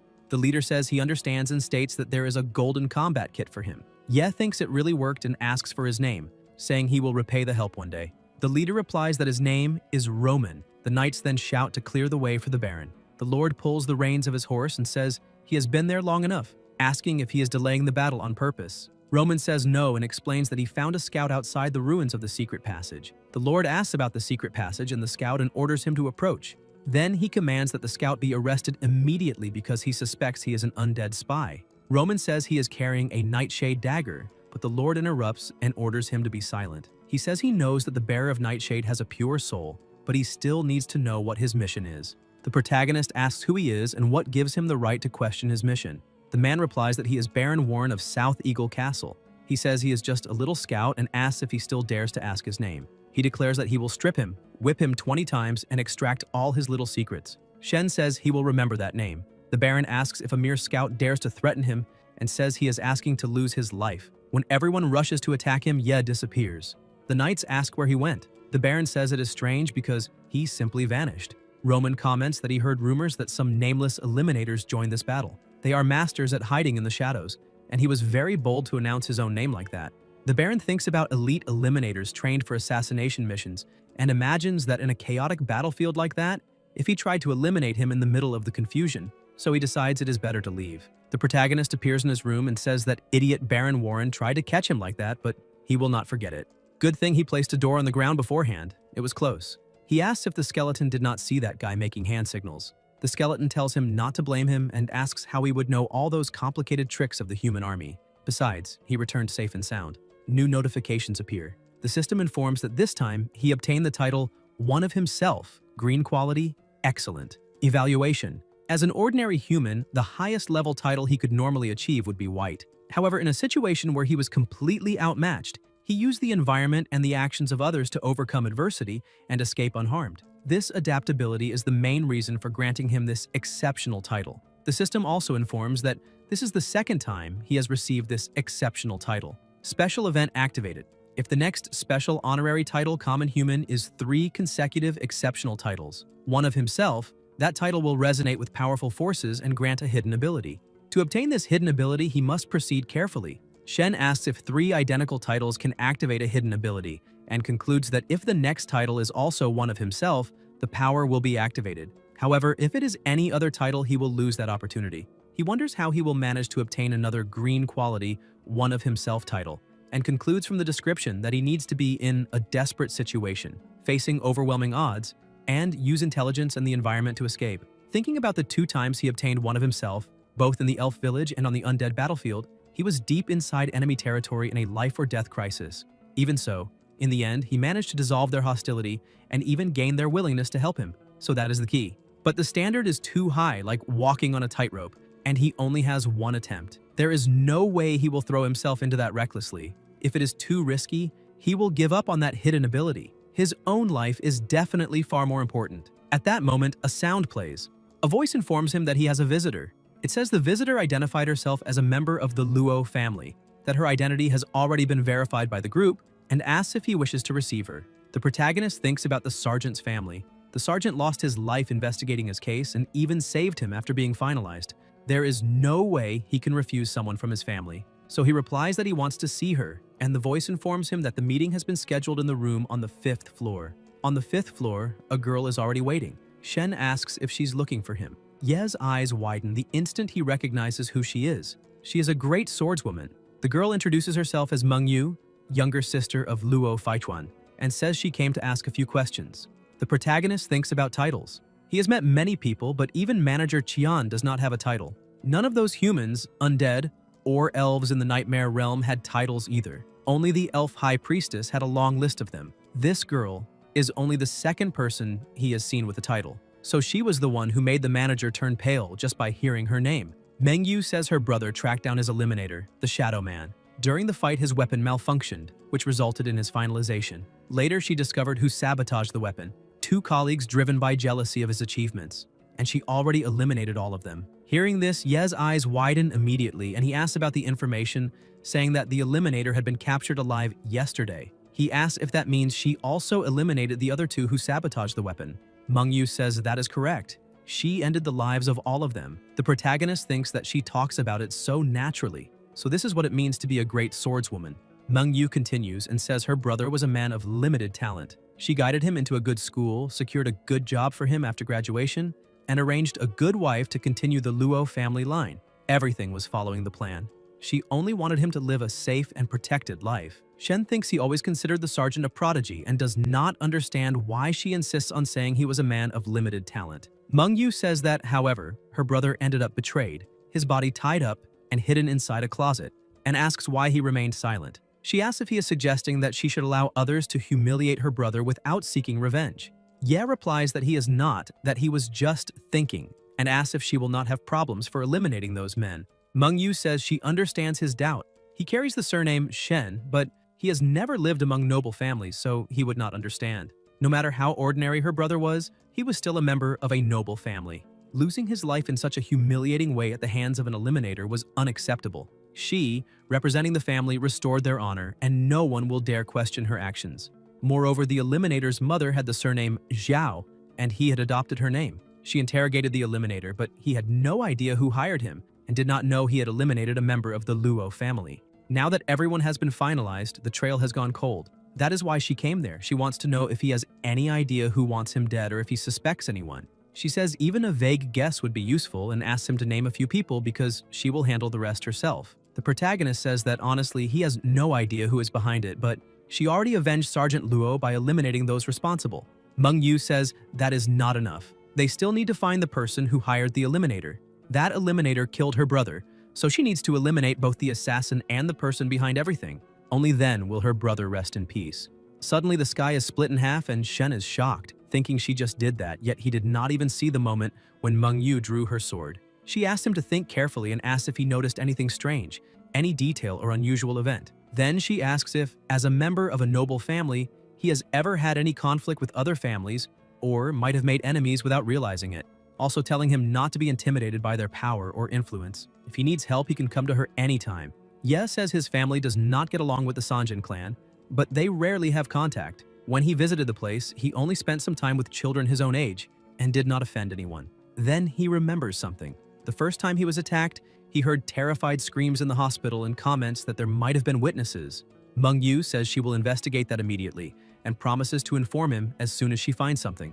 Then she gives him her contact information, thanks him, and says she must leave. The protagonist simply asks her to be careful. Soon after, Qian appears behind him and comments that that strike was terrifying. He also mentions that when Mengyu arrived, she specifically asked if he had any intention of hurting him. Shen admits he was worried because he feared she might blame him for Luo's death, but it seems everything is fine. After all, she is the most talented member of the current generation of the Luo family, and even among other noble families, she is considered exceptional. The protagonist asks if she is still in school or if she has already started working. Qian replies that she will take the high school entrance exams this year and that she is in the same grade as him. Qian tells him not to feel discouraged because noble families often possess secret inheritances and begin training their children from a very early age, so it is normal for them to be much stronger than others of the same age. If he had grown up within the clan, he would probably be just as strong as her. Shen replies that, in fact, he feels more relieved than anything else. She is on his side, and if she discovers who is behind all of this, it will be a great help. Then he says he will return to his room and sleep a little. Qian agrees and tells him to go ahead, adding that tomorrow he will call some tutors to guide him on what to watch out for in the exams. Back in his room, Ye is still indignant and comments that, as expected from someone from a noble family, Mengyu is incredibly strong. Noble families stand at the top of human civilization in that world? Then he pauses to think, what if someone from there wants him dead? If that is the case, they could simply spend money freely to hire eliminators from the league and his life could easily end. Shen concludes that he needs to learn some offensive skills as soon as possible. He cannot rely on a great swordswoman to protect him all the time. In the end, he himself is his best bet. Then he asks if there are still any nightmare crystals left, the ones that grant abilities, and asks the skeleton if he still has some of those crystals. The skeleton replies that everything he possesses are undead abilities, and that, since Shen is not undead and does not have a soul flame, he would not be able to use them. The protagonist then asks how he managed to obtain that Moonlight Deerwalk crystal last time, and the skeleton replies that he found it purely by luck. Shen wonders if he will really have to wait until higher education to learn a decent offensive move, but quickly concludes he does not have that kind of time. Besides the eliminators after him, the exams are approaching, and those noble family kids will not be easy opponents. He comments that he has not even checked the combat kit Roman gave him yet. Ye begins to search, but finds only a first aid kit and asks if there is anything useful there. Then he wonders if there might be a nightmare crystal inside and hopes it is a good ability. Among the items, there is also a message saying that the Shadowhand Brotherhood has set up an information drop point at the main camp, and that if he finds a tent marked with 3 vertical daggers, he can submit his reports there, because the Shadowhand is waiting. The protagonist asks if there is no ability there, and the skeleton replies that it seems that human Roman mistook him for a member of the Shadowhand. Shen thinks for a moment and concludes that he already obtained a title today and will not get another one even if he returns to the Nightmare World, which makes this a perfect opportunity to explore. So he asks the skeleton if he found that Centurion mask he left behind and whether they can still go back there. The skeleton says it should be somewhere near the secret passage, although he does not remember exactly where, and asks why he wants to know. Ye explains that the human army captured the undead outpost outside the passage and that he plans to dress like a soldier to return to the Nightmare World, then asks if there is any human equipment available. Ye says that now he looks like a soldier from the borderlands of the kingdom and asks if he sees the wolf emblem on the shield, explaining that it is their symbol. Since the undead eliminated the humans of the kingdom, no one will question a survivor. The protagonist asks about a crystal, and the skeleton replies that it is a distress letter from the kingdom's lord that also works as a token. He should carry it with him because it will be useful when he leaves. Shen says that is new and asks why this sudden concern for his well-being. The skeleton replies that he saved him the previous night, and he needs to repay the favor. Ye tells him to tell the truth or he will drain all the calcium supplement. The skeleton then admits that he needs to help him gain some prestige in the Nightmare World so that he can purchase high-level materials to heal his wounds. At night, in another place, several dead and wounded soldiers are scattered around. One of them calls for help and tells his brother to hold on because the base camp is just ahead, and he will be treated quickly. Meanwhile, the protagonist is hiding behind a rock observing the scene. He thinks there are still some soldiers cleaning the battlefield, so he cannot act recklessly. If he encounters that squad from before and they recognize him, he is finished. There are many bodies there, so he decides to try gathering some information. He finds a giant undead, hides behind it, and orders it to wake up, saying he has a few questions. He asks if it knows anything about that mask, but the undead says it does not.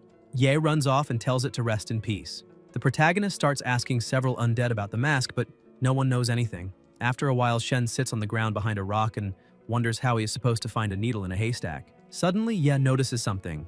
A werewolf. He comments that werewolves have an incredible sense of smell and might be able to help. So he asks if he has seen or smelled anything like that mask. The werewolf says he has seen the mask before.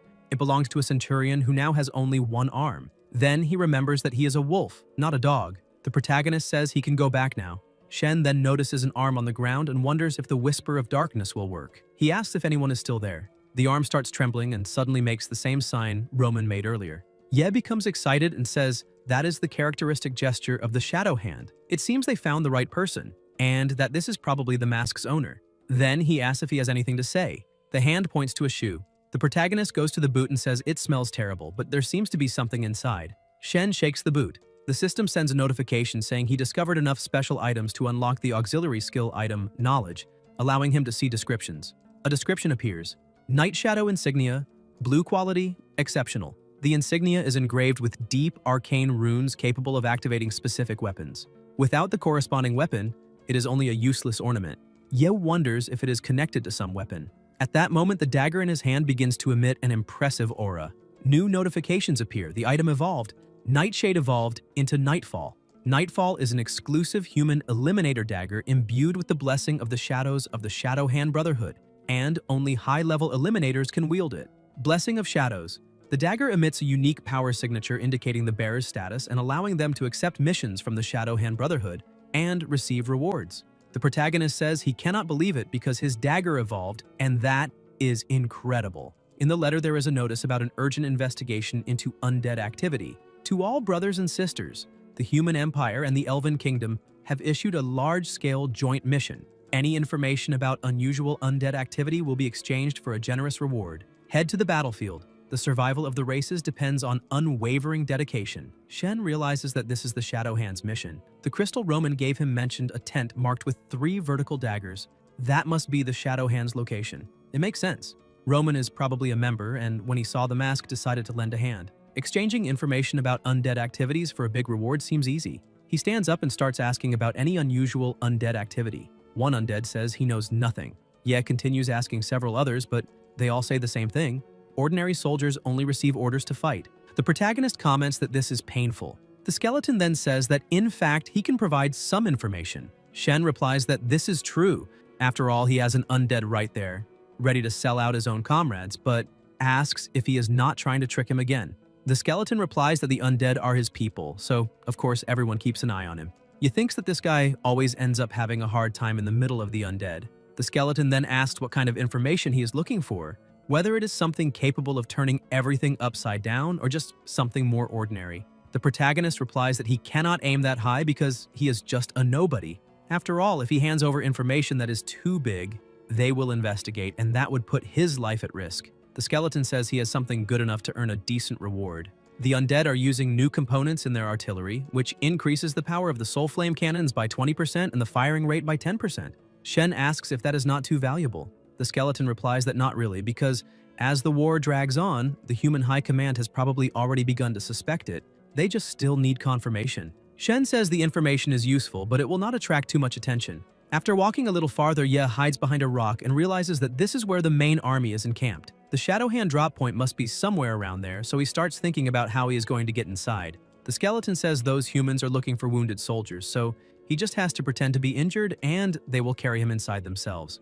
The protagonist asks how the healthcare system works on the human battlefield. The skeleton replies that human holy magic is the best there is, to the point that not even the elves can compare, as long as there is payment, of course. Shen asks if even on the battlefield money is needed, and takes the chance to ask how it works among the undead. The skeleton replies that yes, obviously, and that if someone pays enough, they can even regenerate lost limbs.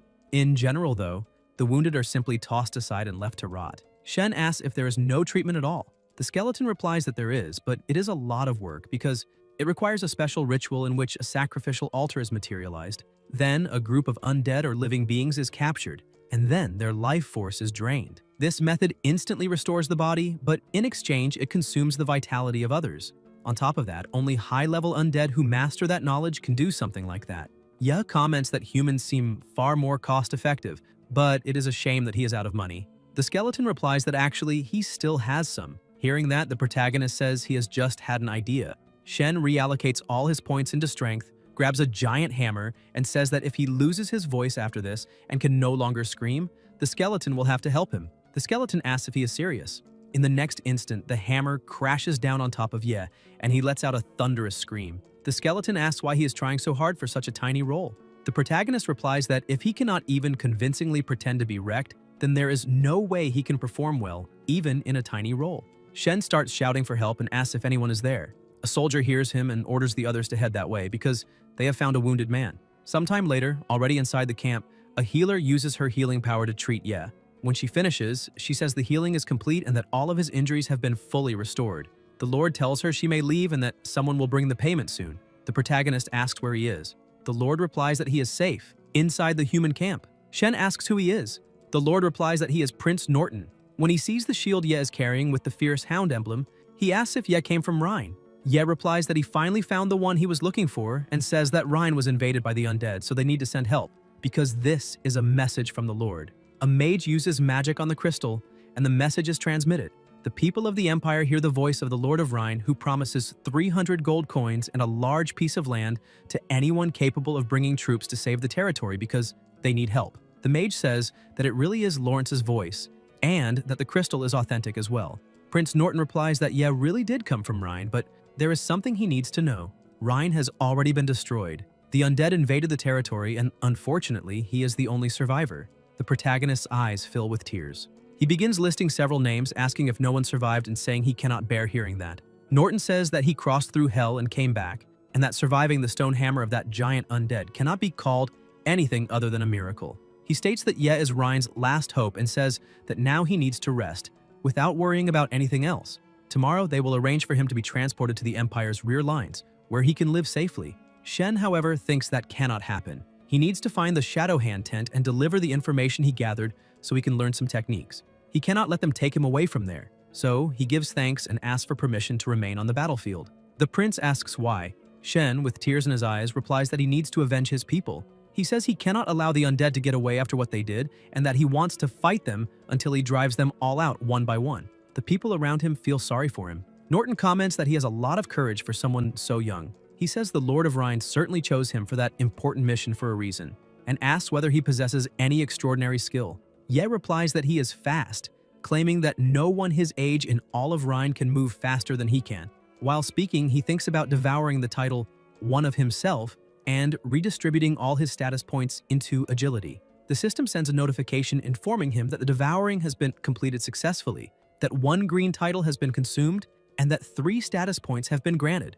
According to the order he gave, all status points are allocated into agility. The protagonist steps out of the tent and asks the Lord to watch. Shen then begins moving at an impressive speed, running all over the place and quickly circling the entire area. Then he stops and asks if he can now remain on the front lines. The people comment that that child is incredible. Some say they can let him stay, that he can fight beside them and avenge the fallen comrades. Others say he can go with them, promising they will look after him. Norton observes that his speed is truly impressive. At that moment, an elf asks where he got that bracelet. Ye replies that it is Elven craftsmanship, and that an elf named Laney gave it to him. Inwardly, he remembers that he previously revealed the undead's plans, so the elves owe him a favor and probably will not cause trouble. The elf then uses her magic on the bracelet. On the other side, Laney asks who is using elven magic to call her. The elf replies that it is she herself, Eudoria, Archmage of the Royal Court, and asks why a human boy is using her bracelet. Laney asks if they found him and where it happened. The protagonist greets her and asks whether the magic trick was impressive. Laney replies that it really was and asks when he plans to return to the village. Eudoria asks her to answer the question first. Laney then explains that not long ago, spies infiltrated the village. Before they could act, he discovered their plan, which left the High Priest in his debt. She takes the chance to mention that the High Priest himself is looking for him. Eudoria says she understands and that they will continue the conversation later. The connection is cut off. The elf comments that the boy is young, agile, and somehow managed to survive several calamities. On top of that, he has ties with the Elven people. She suggests sending him to the Imperial capital to study. Norton replies that it is rare for a human to receive the elves' approval, so he decides that someone should arrange an identity document for him and organize the details of his stay. He must rest for a few days, record everything he knows, and send the information to the Imperial Military Academy. Then Norton asks what his full name is. The protagonist thinks that he knows nothing about Rhine's customs or naming conventions, so he needs to pretend he has amnesia to avoid revealing his true identity. He says that his head hurts badly. The mage comments that he probably suffered cranial trauma caused by the undead Titan's hammer, which resulted in memory loss. Shen thinks that this turned out to be very helpful. Norton says that he can rest for now and that when they meet again, they can talk about it once more. At that moment, the system sends another notification informing him that he has gained a certain reputation and has the opportunity to acquire a new self-generated title called The Boy Who Survived. Ye wonders what kind of title that is and thinks that he does not even have a lightning-shaped scar on his forehead. Then he asks if there is any way to get rid of that title. The system replies that self-generated titles require continuous recognition and publicity to solidify. If he wants to discard it, there are 2 possibilities: disappear from public view so that over time he is forgotten and the title dissipates, or act in a way completely opposite to what the title suggests, causing people to see him differently. Over time, the title itself will eventually change. The protagonist thinks that once everything there is finished, he will disappear for a while. The soldiers then say goodbye to him. He wonders who exactly that prince is, and how just a few words from him managed to raise his reputation so much. The skeleton explains that Prince Norton is the eldest son of the royal family, the future emperor, in other words, the heir to the throne. He was the one who led the alliance between humans and elves to repel the undead offensive. Then he asks if he now understands who he was speaking with. Shen replies that the man is truly impressive. The mage comments that the boy is interesting as well. Eudoria asks what he noticed. The mage replies that the boy is carrying a high-rank shadow insignia and that, for someone so young to have made it that far, he is certainly no ordinary talent. The elf then asks whether he is referring to that dagger. The prince says he saw it too, and explains that it is Nightfall, a weapon carried only by high-ranking eliminators. He comments that he did not expect to find such a talent simply wandering around and states that this was a real stroke of luck. Because of that, he decides to recommend him to receive a Medal of Valor in his name. In another tent, the protagonist approaches and thinks that he found the right place, because that is the Shadow Hand tent, the information drop point the Brotherhood established near the military camp. He greets the man there, but the guy ignores him. Shen then makes a hand sign and says, "May the shadows protect us." The bald man repeats the same gesture and asks what news he brought. Ye replies that he got that from the undead spiritual flame cannon, and comments that he has probably already noticed that their artillery has been hitting harder in this campaign. The bald man replies that it was good work, says it is valuable information, and asks what he wants in return. The protagonist asks what he has. The bald man replies that he has all kinds of things and says he should prepare to be surprised. He then shows a tactical camouflage dagger coated with a special poison, and explains that with a simple lick, it is possible to simulate one's own finalization, something perfect for eliminators on the battlefield. He adds that the poison is fresh and has a shelf life of 2 years. Then he asks whether the boy cannot sleep and says that all it takes is one lick and he will pass out on the spot, guaranteeing deep and refreshing sleep. Shen asks if there is anything else. The bald man replies that this does not have enough practical use on the battlefield and tells him to look at something else. The bald man whistles, and a horse immediately approaches, making noises. The bald man explains that this is a horse that pretends to have been finalized and says that with just a wink, it drops to the ground like a sack of potatoes. Ya asks whether that means it should be used together with the dagger, like a set or something. The bald man says he has a sharp eye. The protagonist asks if there is anything else. The bald man asks if he is still not impressed, but says that is fine because he has something perfect for him: veil-piercing lenses. He explains that these lenses were forged with dark crystals and allow the user to see through clothes, revealing money and valuables on anyone. Shen asks whether there is any nightmare crystal available, saying that he is looking to acquire new skills, techniques, or anything useful. The bald man replies that supplies are scarce because of the war and that only 2 are left. He says the boy must choose one. The first is bleeding, a basic skill that causes continuous bleeding and works with swords, daggers, or any blade. The second is cold wind, a kicking technique that sends both the enemy and the weapon flying away. The bald man asks whether Ye already has any of those and what he is lacking. Ye thinks that he needs both. At that moment, a voice tells him to choose cold wind. The protagonist recognizes the voice and thinks that it is the same mysterious person who gave him some tips and the nightshade dagger. He asks why he should choose cold wind. The voice replies that it is because he is not from this world. It says that now he needs to find a way to get his hands on the undead spell Shadow Mirage and on the Beast Lord's Rumbling Thunder. Once he obtains those powers, he must combine them with Moonlight Deerwalk and Cold Wind. Only then will he discover the true secret. Shen wonders why learning a few skills and techniques would reveal a secret, but decides that it does not matter. He chooses to follow the advice and says that he will take Cold Wind. When Ye picks up Cold Wind, he feels a strange sensation. The bald man says that Cold Wind is only a basic kicking technique, but that the information he brought is worth much more than that and asks if he needs anything else. The protagonist replies that for now, everything is fine. The bald man says he will use that gold to cover the difference. Shen replies that he is very grateful. Ye walks away and asks the skeleton if he can obtain an undead skill. The skeleton replies that, as he said before, skills require a soul flame. Then he asks how he knows about that spell. Ye replies that it does not matter how he knows, and asks him to just say whether he has it or not because he needs it. The skeleton replies that he does, but explains that it is only a basic illusion spell and that it is not very useful. He says that as long as the user has enough agility and psychic energy, it is possible to cast it. The protagonist thinks that he has 75 status points. He calculates that by putting 3 points into psychic energy, he will reach 3.9, and by putting the other 4 into agility, he will reach 6.9. For him, that is perfect because now he meets the requirements. The system sends a notification informing him that the statuses were reallocated according to his will. Shen thinks that he needs to find an isolated place, because if someone catches him using undead magic, he will be in serious trouble.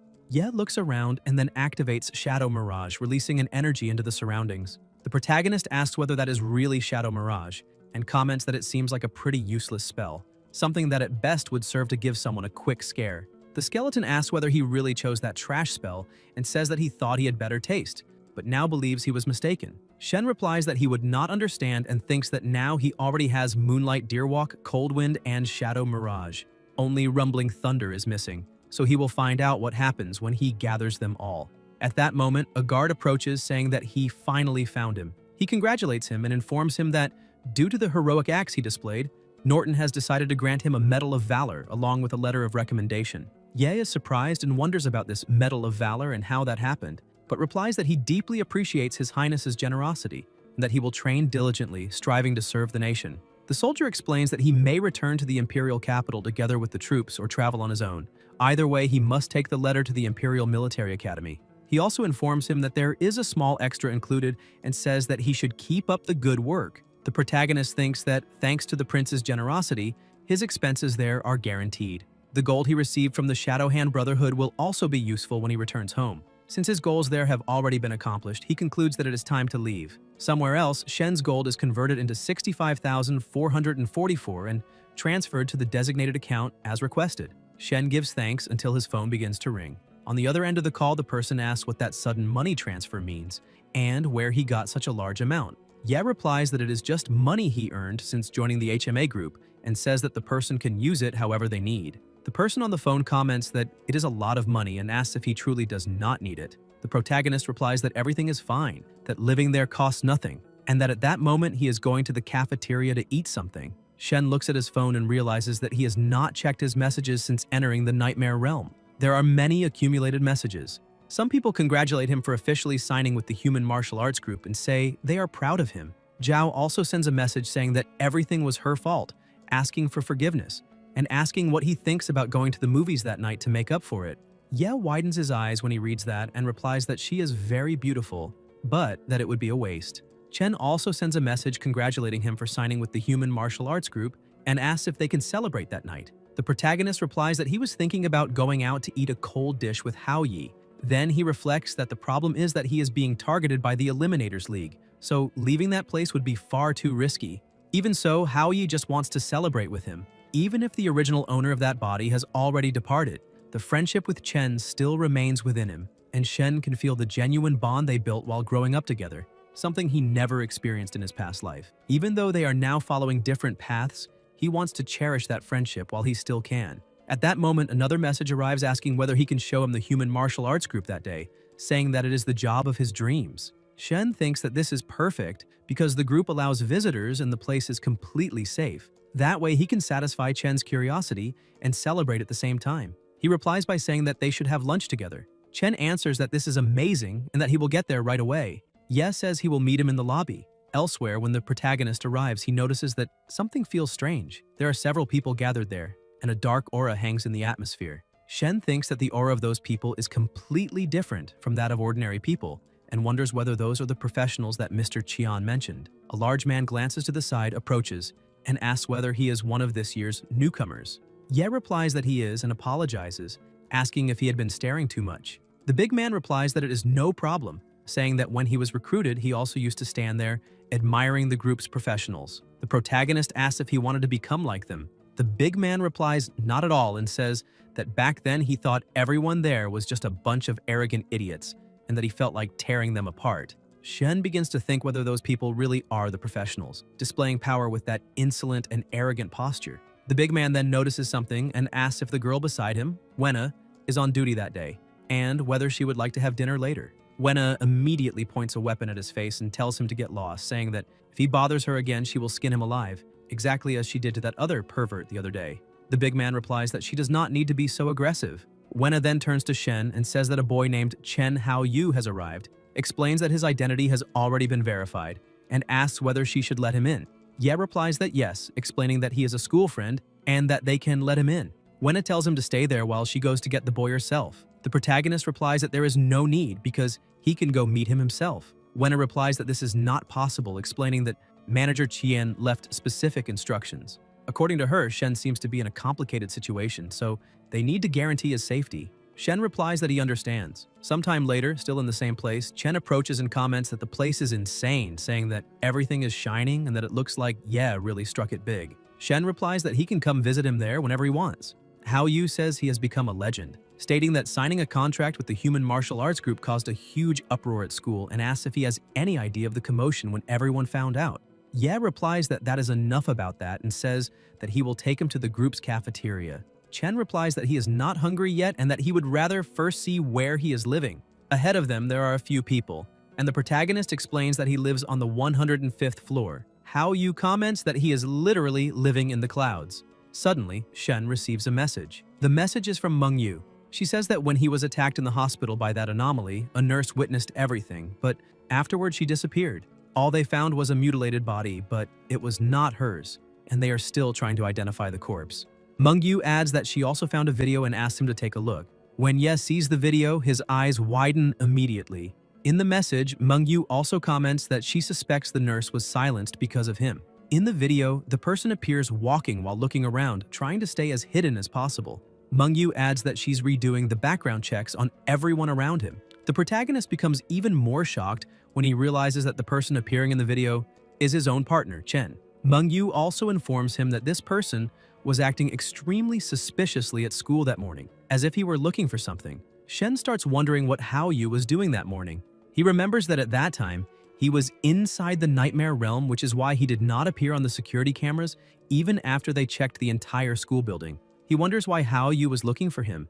Ye remains silent as he watches his friend. Chen asks what happened. In the message, Mungyu also warns that if he encounters that person, he must be very careful. Soon after they arrive on the 105th floor, Haoyu becomes very excited and says that he has never been so high up in his life, asking whether Shen sleeps there every day. He comments that it is insane. Chen asks to see his room and says he can hardly wait to see the view from that place. The protagonist points and says that it is the room at the end of the corridor. Haoyu replies that they are almost there. Suddenly, Chen moves quickly and strikes Shen right in the forehead. However, that was only an illusion. Haoyu asks whether that was an illusion and says that it is impossible, questioning whether that boy really reached such an advanced level in martial arts. Ye then strikes his face, sending him flying far away. The system sends a notification informing him that he allocated status points consecutively, unlocking Moonlight Walk, Shadow Mirage, and Cold Wind. By combining these techniques, he temporarily activated a lunar style called the Incomplete Technique, Frozen Moon that Shatters the Heavens. Effects: guarantees impact. The protagonist declares that he is not Chen and asks where the real Chen is. Right after that, more system notifications appear informing him that by successfully executing the incomplete technique, Frozen Moon that Shatters the Heavens, his body underwent extraordinary refinement, increasing strength by 1 point, agility by 2 points, and psychic energy by 1 point. The Eliminator replies that it is already over and says the boy will soon be joining him. The protagonist stares back without retreating and rushes forward with a kick, but the Eliminator blocks it easily and says he can stop such a weak attack even with one hand behind his back. At that moment, Shen's energy suddenly surges, and he manages to launch him away. As he watches the result, Shen realizes that this must be the secret mentioned by the voice earlier. Who would have imagined that combining such basic techniques could produce something so powerful? Ye releases his power once more, but the Eliminator moves in time to dodge and calls him a clever little bastard, saying he had been hiding a weapon the entire time. Though it is a shame his aim is terrible since he missed every shot. Suddenly an alert echoes throughout the building, announcing that gunshots have been detected on the 105th floor, and that all professionals must respond immediately. The protagonist says he was never trying to hit him in the first place while the drones repeat the warning about gunshots detected on the 105th floor. Then, in an instant so fast he cannot even perceive it, the Eliminator is struck by bullets in his arms and legs. Wenna appears saying that that damned skin swap technique even fooled her because she examined his body carefully and would never have imagined he was using Peng as a weapon. She throws him against the wall and demands answers, asking what his objective is, who sent him, and why he tried to eliminate Shen, ordering him to speak immediately or she will rip off his skin and make him beg for the end. The Eliminator replies that she will not get any information from him. In the next instant, he loses his life, and Wenna realizes he had a poison capsule hidden in one of his teeth and irritably comments that she should have knocked him out first. She admits she has never heard of anyone mastering the skin swap technique at that level because he deceived the entire security system and even fooled her, and now he is dead. Frustrated, she says all they can do now is hope the autopsy reveals some clue. The protagonist decides to stay quiet because he clearly does not want to irritate her even more. In the morgue, a voice reports that the technical team has completed the autopsy and reveals that the man was a highly trained eliminator who possessed no objects capable of identifying him, and even the Cyberranics database has no records of him. Wenna apologizes for her own incompetence, but Qian says she should not blame herself, since his human metamorphosis technique was perfect, and even the security system could not detect his true identity. He comments that they should leave, because that corpse is no longer useful. The protagonist says they can go first because he intends to stay a little longer. Qian agrees and says he will wait for him on the rooftop, thinking to himself that the boy can sense when someone is finished and wondering whether he might know something. Once they are alone, Shen activates the ability Whispers of Darkness and orders the Eliminator to rise and answer his questions. The Eliminator slowly rises and asks whether he can really speak with the finished, saying it will not help him at all because he does not intend to tell him anything. The skeleton watches with curiosity and comments that it is interesting because he has never seen a corpse resist the whispers of darkness. Ye asks why he still refuses to speak, and the skeleton admits he has no idea but thinks it will be fun to watch. Chains begin to move as a terrifying aura fills the area, and the eliminator becomes pinned with nails driven through his hands. Creatures appear around him while flames begin to engulf him, and the pressure in the room rises in a frightening way. The eliminator is consumed by the flames until he is completely burned, but his body soon begins regenerating again. Confused, he barely understands what is happening when the flames wrap around him again. The skeleton then says that he remembers now. When a soul resists the whispers of darkness, it is condemned to eternal torment. These flames will burn for 100 years, and that is only the warm-up. After that, the soul will suffer 3,600 different tortures, each lasting 100 million years, repeated endlessly until the sinner finally speaks. And if he still remains silent, even more powerful specters will be summoned. These specters especially enjoy stubborn souls because they are extremely skilled at keeping the victim's consciousness intact while it suffers. The cruelest detail is that only the punished soul perceives this dilation of time. For it, 100 billion years pass as if they were only an instant in the outside world. Faced with this, the eliminator finally screams that it is enough and begs for it to stop, saying he will tell everything. The flames disappear immediately, and the skeleton comments with satisfaction that it seems he has finally understood. Shen then orders him to reveal everything he knows, every detail without hiding anything. A few minutes earlier on the rooftop of the female dormitory, Zhao is speaking on the phone. On the other end of the line, Mr. Han asks what the result was, and Yibing replies that she followed his instructions exactly, but unfortunately Ye did not fall into the trap and ended up joining the human martial arts group. She adds that she is only a high school student and does not have enough power to do more than that. Mr. Han says that tonight at 8 o'clock at the Maplewood Hotel on the west side she must not be late. Zhao asks if she really has to go. At that moment, the phone rings again, and Yibing asks who is calling and whether it is true she has been accepted into the elite high school program, saying that it is incredible. Zhao then replies in the message that she will be there at the right time that night. At that moment, Meng Yu appears and asks her to hand over the phone, asking who she was talking to. Yibing asks who she thinks she is and what the hell she is doing spying on others like that, saying it is none of her business and asking why she should hand over the phone. Meng Yu moves quickly, points her sword at her and says she knows very well what is most important to her. It is not her grades, but her pretty little face. She then asks if she will hand over the phone or if she prefers that she start by cutting off her nose. Zhao replies that she does not care who she is, that she will not get away with that, and that the police will arrest her. At that moment, Meng Yu's phone rings, and when she answers, she asks if they have obtained any information. A voice replies that they captured the eliminator. They are interrogating him at that very moment, and he has already begun confessing. Meng Yu asks what he said, while Yibing, frightened, asks if it is Shen and whether he came to take revenge, asking if he was the one who sent Meng Yu there. Meanwhile, in another room, the protagonist tells the eliminator to keep talking. The eliminator explains that they belong to the Eliminators League and that not long ago they received a joint contract. The mission was to eliminate him but make it look like nothing more than an accident. To do that, they staged a fake calamity at the hospital, and his partner was supposed to carry out the elimination. He himself eliminated Hao Yu, assumed his identity, and lured him to the hospital. That artifact was supposed to be activated, and according to the plan, he should have lost his life there. But not only did he survive, an eyewitness also appeared. Because of that, they needed not only to eliminate him, but also to discover why the ritual had failed and recover the artifact. Then a police officer appeared, but he was inexperienced, so they were able to manipulate him easily, and discovered that the two of them were connected. That was when they adjusted the plan. They eliminated the officer at the police station, took his place, tried to obtain information, and then, finally, eliminate him. Unfortunately, the plan failed until that day when another opportunity finally appeared. Shen asks where he hid Officer Luo's body, and the eliminator replies that he placed it inside a cabinet at the police station. Shen then asks where Chen Haoyu's body is. The eliminator replies that he hid it in the school's sewers, and soon, a voice on the phone confirms that the body mentioned earlier has been found in the school's sewers.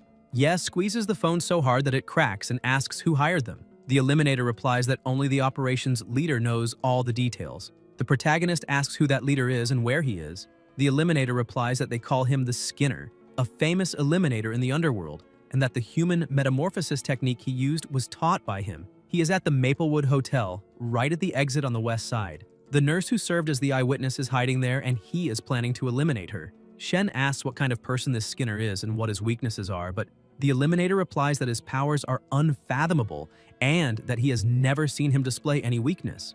Ye asks that if he is so powerful, why he did not come after him personally. The Eliminator replies that with the reputation he has in the Eliminator world, personally eliminating a mere high school student would be a huge stain on his career, and he believes supervising the Shadow Eliminator is already more than enough as a favor for whoever is funding the operation. The protagonist asks if he means that the man has no distinctive traits and orders him to say everything he knows.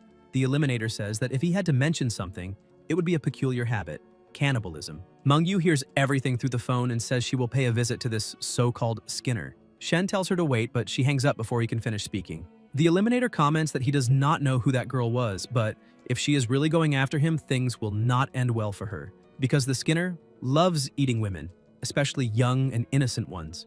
At the same instant, Yep punches him and sends him flying, saying he should not answer questions nobody asked and that now he can disappear. At the 5-star Maplewood Hotel, someone is having a meal. 2 people sit at the table, a man and a woman. The man comments that the initial texture is creamy and dense, but not quite pasty. When chewed, a subtle sweetness appears accompanied by a light bitterness that lingers on the tip of the tongue. He observes that the fact she hid there ended up enhancing the ingredient even more and apologizes for the observation. He then takes a sip of the drink and comments that it is rich, full-bodied, and smooth, but the real highlight is the perfect balance between sweet and acidic, something that reminds him of a refined cherry, and that the plasma cocktail perfectly enhances the salty notes of the meat, turning the combination into a true work of art. He says it has been a long time since he enjoyed a meal of such quality and that it truly moved him. The nurse is missing one of her eyes because it has been placed on the plate as part of the meal. The man says that to show his gratitude, he will savor every piece of her. At that moment, the phone rings and he apologizes, saying some people simply cannot avoid interrupting dinner. After all, life is full of unpleasant surprises. Soon he receives a message from Mr. Han saying that he needs him to deal with the target personally. The man asks if he really wants him to handle it alone, and thinks that he has just received the news that his associate lost his life. 3 eliminators have already been killed, which means the target is definitely not an ordinary student. He replies in the message that he can handle it and asks what he will receive in return. Mr. Han says it involves a girl, and the man writes that it cannot be just any girl, because Han should know that his standards are quite high. Han then sends the photo. The man looks at the image and is impressed, saying that she is an innocent and beautiful lamb, and that just looking at her, he can already sense the fragrance of youth. He thanks him for arranging such a charming meeting, says he is truly touched, and declares that he will personally take care of that boy. Han replies that at 8 o'clock the girl will be there. The man says that time is essential and that he needs to make proper preparations for a perfect meeting that night. He observes that the perfume is not appropriate, that he needs to take a bath, change his tie, change his socks as well, and brush his teeth thoroughly, otherwise he will not be able to fully appreciate the flavor. Suddenly he notices something, looks at the nurse, and comments that he almost forgot the most important part. He releases a thread and says that their relationship ends there. The nurse is immediately cut into pieces, and the man comments that he would not want her to scare his guest. Meanwhile, the system reports that the digital image matches, the brainwaves match, facial recognition matches, and the identity has been verified, asking him to say a phrase that will serve as his personal activation password. The protagonist replies that 10,000 katanas tear through life and thousands of miles pass in peace. Qian comments that it is an impressive phrase. The motorcycle is then summoned, and Shen, surprised, asks if that is a ghost fire. Qian replies that it is incredible, and comments that if he had one of those at his age, he cannot imagine how many girls he would have conquered. Shen asks what the specifications of that machine are, and Qian explains that it has liquid cooling, a parallel 2-stroke engine, variable horizontal suspension, an ultralight space alloy body, a retro stainless steel exhaust, an ultra-long-range wireless motor, and full artificial intelligence integration. He adds that it also has a flight system with angel wings, able to switch between automatic and manual mode with up to 30 minutes of flight. Ye asks if it really flies, and Qian answers that of course it does, but since he has not taken the flight course yet, it is better to keep it in automatic mode. Just give the command to the AI and it will find a charging station by itself. The vehicle is linked to the user's identity, so the payment is processed automatically. Qian adds that the red version would attract even more attention, looking like a burst of fire. The protagonist asks if it can also change color, and Qian replies that it has an advanced camouflage coating that changes color on command, allowing any tone to be selected. Shen comments that as impressive as the motorcycle is, he kind of expected to receive a secret martial arts manual or something like that. Qian explains that it seems Kunlun evaluated his situation as extremely dangerous and therefore decided to provide a newer model escape vehicle. When the electric jet turbo mode is activated, it behaves like a missile, faster than one can imagine, capable of saving his life at the most critical moment. Ye says that if Kunlun believes he is in danger, then they probably already know who is after him. Qian replies that even if they know, they will not get involved in something so small, because their priority is the survival of human civilization. Unless he proves his value, he will not receive any rescue code or reward proportional to his potential. The protagonist reflects on that and thinks that in that world, if someone has no usefulness, nobody cares whether they live or lose their life, just like what happened to Officer Luo and Hao Yu. He then wonders how Meng Yu is doing and hopes she has not encountered that so-called Skinner. Qian says that tonight he must remain with the group and that he will not go anywhere. The next morning, he will take him to the examination site, where specialists from the 3 best schools will be present to guarantee maximum security. Shen replies that he can rest assured because he will not leave. Qian adds that the entire floor will be locked that night. Nobody will enter or leave, and they will depart at dawn. Somewhere else, Zhao arrives at the hotel accompanied by Meng Yu.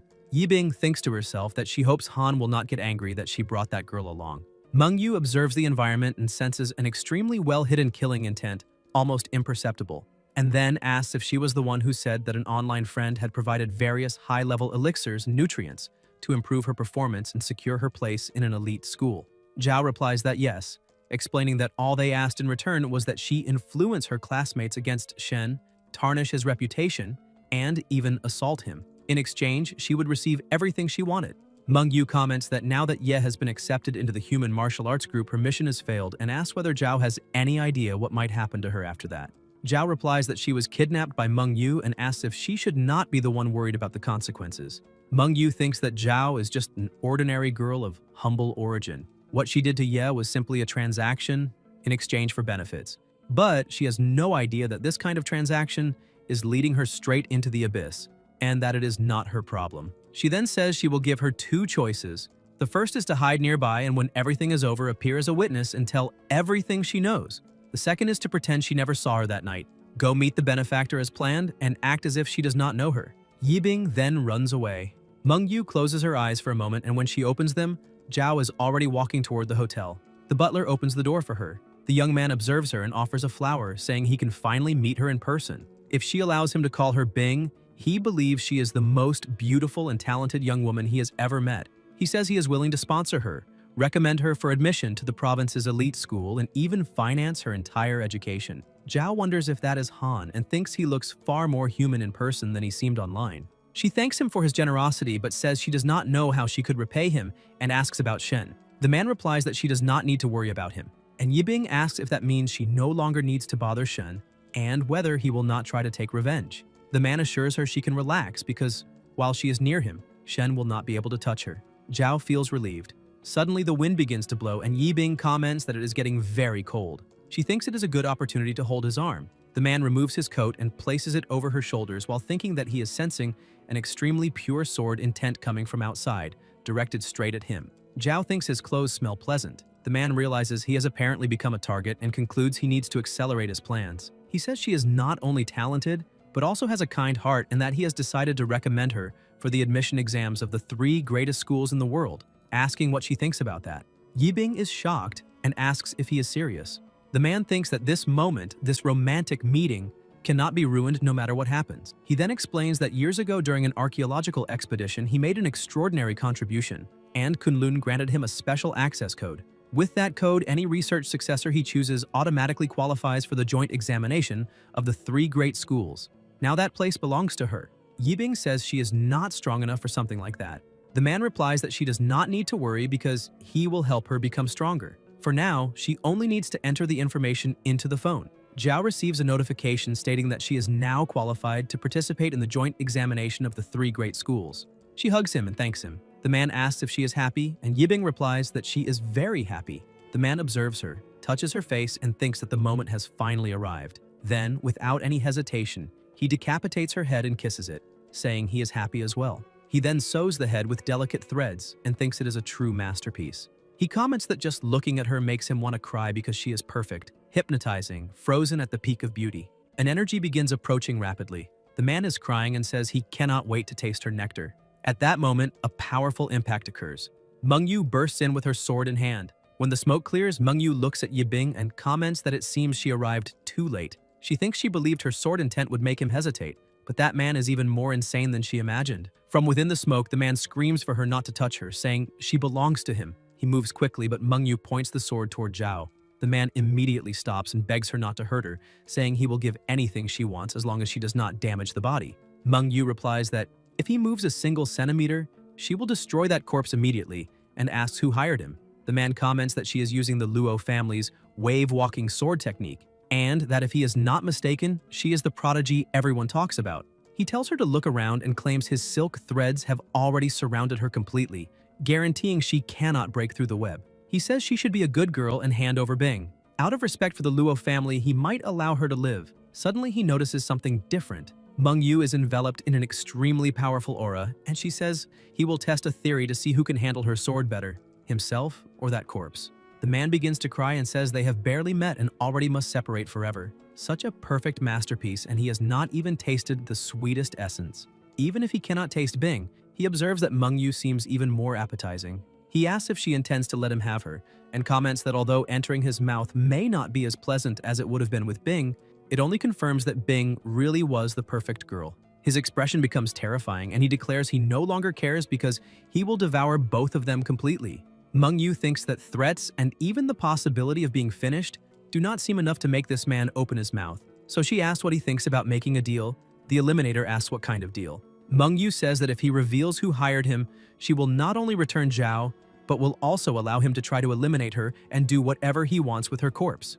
The Eliminator replies that he does not need any deal. He can simply eliminate her and take the body. Meng Yu asks if he can feel her power and says that he may even win, but if he does not cooperate, he will not obtain an intact corpse. She promises that whether she wins or loses, she will not involve the Luo family or allow them to pursue revenge. The Eliminator seems calmer and asks if she is serious. Meng Yu confirms that she is. The Eliminator comments that this complicates things, because betraying a client means breaking one of the iron rules of the Eliminators League, and in that case, he would be hunted for the rest of his life. Meng Yu asks if he is afraid. The Eliminator replies that of course not. He would make that sacrifice 1,000 times for her. Just imagining embracing her and covering her with burning kisses already drives him insane. Meng Yu says her sword will tear him apart, but the Eliminator replies that just hearing her voice excites him, and that it is a delightful night. He says he never imagined he would encounter two such perfect works of art and asks them to allow him to express his gratitude. He explains that the moment he reveals the name of his client, the romance will begin. But first, she must allow him to escort her safely. After that, he will devote all his time to her. Somewhere else, the protagonist stands worried because Meng Yu has not answered any of his calls. He comments that the dead Eliminator seems certain she would not be able to deal with Skinner and begins wondering if she is truly in danger. He asks the skeleton what he thinks Meng Yu's chances are against Skinner. The skeleton asks if he wants the sugar-coated version or the real one, and Shen replies that he wants the real one and asks why he would want lies. The skeleton then says that Meng Yu is doomed and fears that if he tells the truth, Shen will become agitated, try to help her, and end up finished along with her. Ye asks if he is serious and recalls the sword strike she showed earlier. The skeleton replies that clouds neither dodge nor block. He himself could release a fart and disperse clouds. He says he does not know much about the Eliminators of their world, but Skinner possesses the cursed statue of the evil Ghost King, and that his experience and power far surpass Meng Yu's. Ye thinks that he wanted her help to discover the truth, but ended up putting her in danger. Her brother lost his life, Chen as well, and the witness has probably lost her life already. He wonders how many more people must lose their lives because of this, and thinks she is the only one truly fighting with everything she has for that truth. He cannot allow her to lose her life. At that moment, an unknown number calls his phone and asks if he is Shen. Ye confirms. A girl says her mother told her that if she disappeared, she should look for him and call the police together with him. The protagonist asks who she is.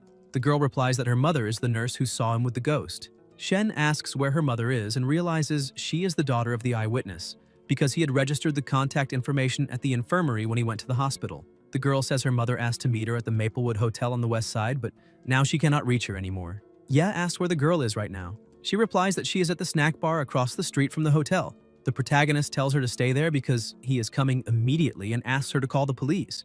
The skeleton says he should not go because it might be a trap. Shen replies that the girl's mother may already have lost her life and that he cannot allow that to happen to her as well. Whether it is true or not, he needs to check. He stores the motorcycle in the spatial ring. The skeleton asks if it is worth it, reminding him that he is safe where he is and asking why he would look for trouble. Ye replies that he may hide now, but asks whether anyone can hide forever. With the gate ability, he can escape together with them. The skeleton says it is still dangerous and asks what will happen to him if Shen loses his life. The protagonist replies that he will not lose his life, and that knowing these eliminators, the only way to extract information from them is by using the whispers of darkness.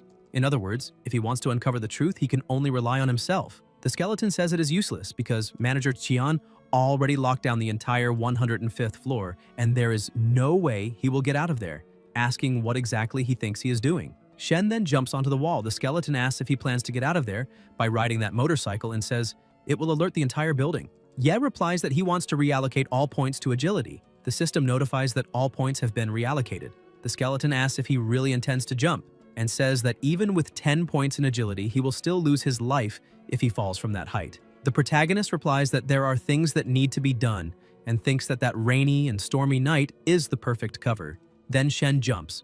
As he falls, he feels the cold wind howling and realizes the night rain is beginning. The skeleton screams in despair and says that if he loses his life, he swears he will use necromancy to bring him back as a brainless zombie just so he can scold him every single day. Ye opens a gate, steps inside, comes out again, and thinks that if he summons a gate at a safe height, he can use the realm of nightmares like an aerial springboard to soften the fall. If he repeats the process several times, he will be able to create steps in the air like endless suspended floors, allowing a perfect landing. The protagonist finally drops and lands on the ground. The skeleton says he is completely insane and comments that he thought he was going to lose his life in that little world full of dust. Shen replies that he is complaining, but deep down, he is completely impressed by his talent. He then orders the skeleton to take the motorcycle out of the ring because the night is going to be long. The motorcycle is summoned. Shen says that at every 10 steps there is a life, and that 1,000 miles of road continue without conflict. The motorcycle then shoots forward at high speed.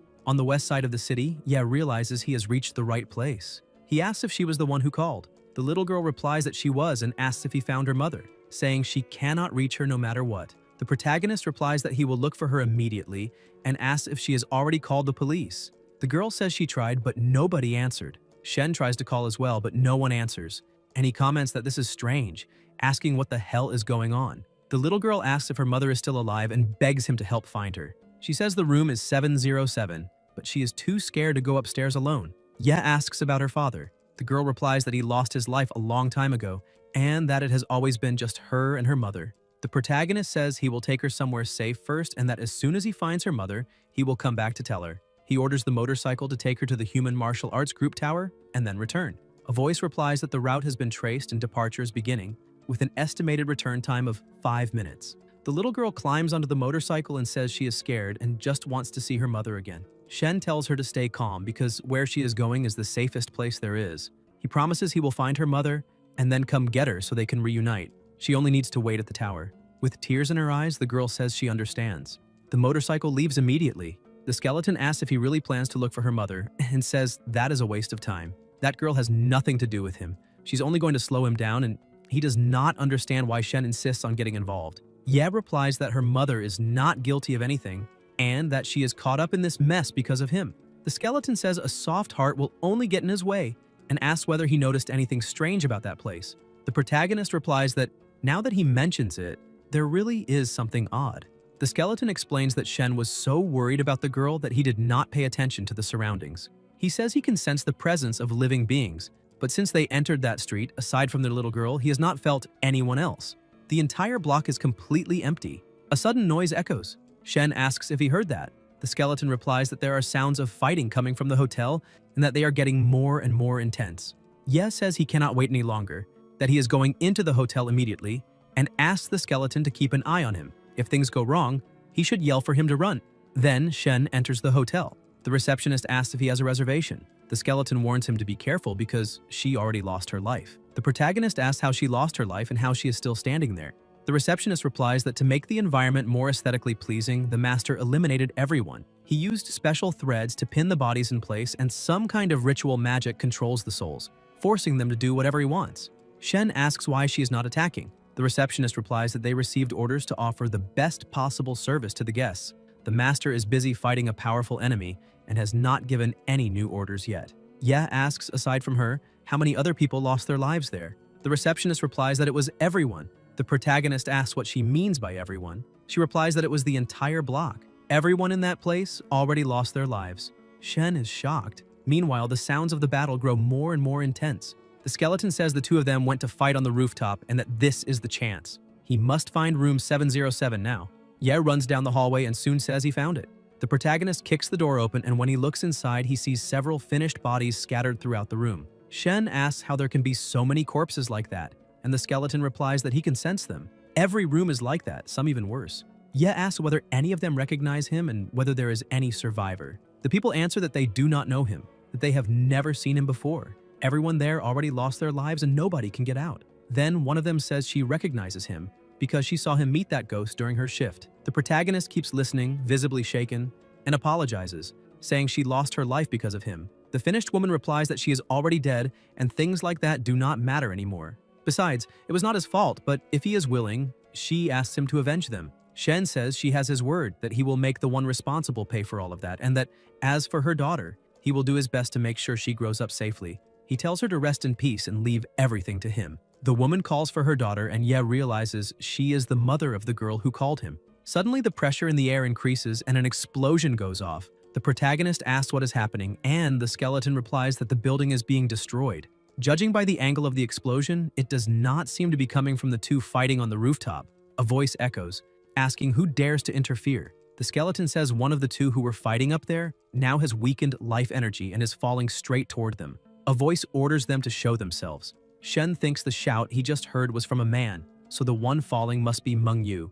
Ye runs and catches her before she hits the ground. Meng Yu asks what he is doing there. The protagonist replies that it is a long story and that he came to save her. Meng Yu asks whether with that little power, he really thinks he came to help her and says he is an idiot. Shen tells her to be quiet and says she's going to be fine. Meng Yu thinks that she worked for so long to suppress and hide her own power, pretending to be weak. Skinner was almost completely falling into the trap. Her entire strategy depended on a surprise counterattack at that moment. She never imagined that this brat would show up to help her and end up ruining everything, but she still has a backup plan. When she tries to say something, Shen slaps her across the face and apologizes. The system notifies that all status points have been reallocated to strength as requested, and Ye thinks that she is a swordmaster. One hit using all of his strength should make her pass out. Meng Yu loses consciousness. The protagonist apologizes and says he just does not want her to see his secret. Shen then places her inside the gate. Skinner starts looking for her and asks whether she is hiding.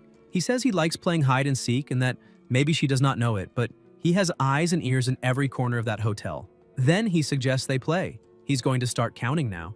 Ye tells the bony one that he is a battlefield looter and orders him to hurry up and get some decent armor for her. The skeleton replies that he is a battlefield acquisition officer, not a looter. The protagonist tells him to look at that pile of junk he is gathering and still wants to say he is not. The skeleton replies that putting together a full set of equipment is not as easy as it looks. Soon they appear somewhere else. Meng Yu is now dressed in a sacred rabbit suit which moves lightly like a bunny and glides as smoothly as silk. It may seem useless in combat, but the more skilled and fierce a swordsman is, the more they prefer equipment like that. The lighter the gear, the greater the gain in strength and agility. Shen asks if he is serious that there is nothing better than that. The skeleton replies that it was the only piece he found that would fit a woman. Ya asks how the hell he found something like that on a battlefield, and the skeleton shoots back by asking why anyone would bring that to a battlefield in the first place. He says he took it off some guy's body. Suddenly, a voice cries for help and someone shouts for help, saying she is losing her life. The people comment that it is the boy who survived, and the protagonist thinks that day is becoming harder and harder to explain. The people place Meng Yu on a stretcher and comment that, even while badly wounded, she still gives off a fierce aura. Besides, she is wearing a sacred rabbit combat suit, so she must be an extremely powerful swordswoman. They say the injuries are serious, and that rare divine runes will be needed to treat her. Shen says he has money and orders them to save her, to do whatever is necessary to heal her, wondering whether the money he earned will be enough. The people comment whether that is not the allowance paid by the prince, and Ye asks how he knows that. The elder replies that his coin pouch bears the royal crest, the symbol of royalty. The pouch alone is worth a fortune, so he can imagine the value of the rest. The protagonist gets angry and orders them to take everything and heal her immediately, because he does not think she can hold on much longer. The healers say they will do what they can and immediately begin releasing their healing magic. Shen watches them and thinks that with so many people helping to heal, humans really are reliable. The system then notifies that the battlefield is an inconstant place. The lack of spotlights had dimmed his title for a while, but now it has returned in full force. He saved an ally, carried her back to camp, and even sacrificed his own allowance to save her life. Each royal gold coin he handed over is worth 100 common coins. In other words, he spared no effort and spent thousands of times the normal cost of a treatment for a single girl. From now on, people will talk about his noble generosity and the system congratulates him. He has become famous once again, the boy who survived. The protagonist, outraged, wonders what exactly it was that he did. The healers say the treatment is complete and call him once again the boy who survived. Shen asks how she is, and the healer replies that she is fantastic. They used the finest healing magic that exists and she is recovering rapidly, so she should wake up in a few minutes. The skeleton comments that he can feel her life energy boiling, and that human healing magic really is incredible. Ye thanks them and says he still has a mission, so he needs to take her out of there. He thinks that after spending all that, she had better really be full of energy or he is going to be furious. The healers say he can come back whenever he wants.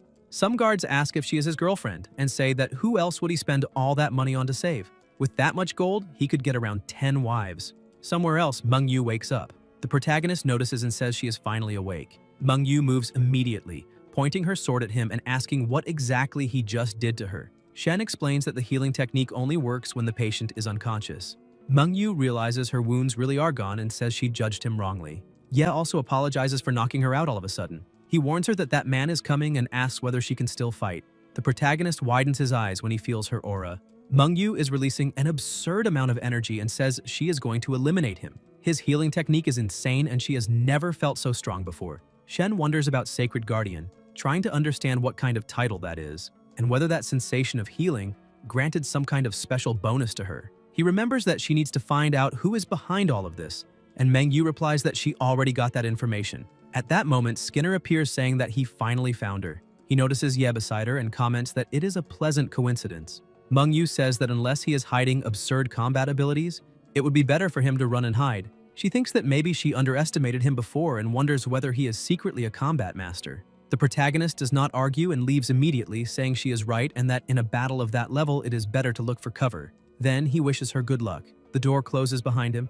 Meng Yu thinks that maybe his talent really is in healing and concludes that she will have to deal with it alone. Skinner observes that she did not run away with him and asks whether she was waiting for him the whole time. Meng Yu does not respond, she simply swings her sword at him, generating a devastating impact that destroys everything around them. Beneath the rubble, Skinner says that is impossible because she was gravely wounded. Meng Yu wonders whether he managed to dodge. Skinner then says he understands. First, Shen destroyed half the building with absurd force to open a path for her. Then he completely healed her wounds. The curse failed, and several elimination attempts went wrong. That boy is truly special.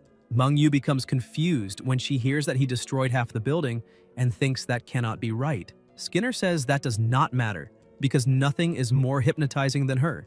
The aura of fury and desire she is giving off is irresistible and he can no longer hold himself back. The wounds spread across his body begin pulsing with excitement, and he asks her to give him a passionate embrace. Meanwhile, elsewhere, the healers comment that Her Highness seems to like that boy quite a lot, since she handed a mountain of royal gold over to him. They also say that the boy is very generous since he gave everything for the sake of his friend, and ask whether it was not an exaggeration for them to keep all that money. The leader tells them to relax. While he was healing the boy's friend, he hid the gold back inside her battle armor and kept only 11 coins. He also placed a blessing of strength on the girl, which should last about 3 hours, as a gesture of respect. The other healers are surprised.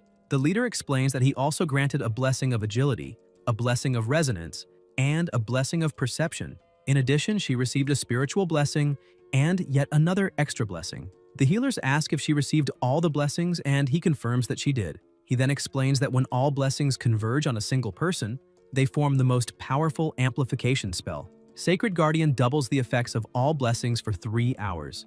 The others are alarmed and say that spell is reserved only for royalty, and that using it without permission is an extremely serious offense. The Guardian says, it is rare to see the Sacred Medical Corps gathered in a war like that, and even rarer to grant the full set of blessings. They should consider it an early gesture of friendship toward the boy who survived. He thinks that fortunately he returned part of the gold and hopes the boy does not go around telling everyone about it.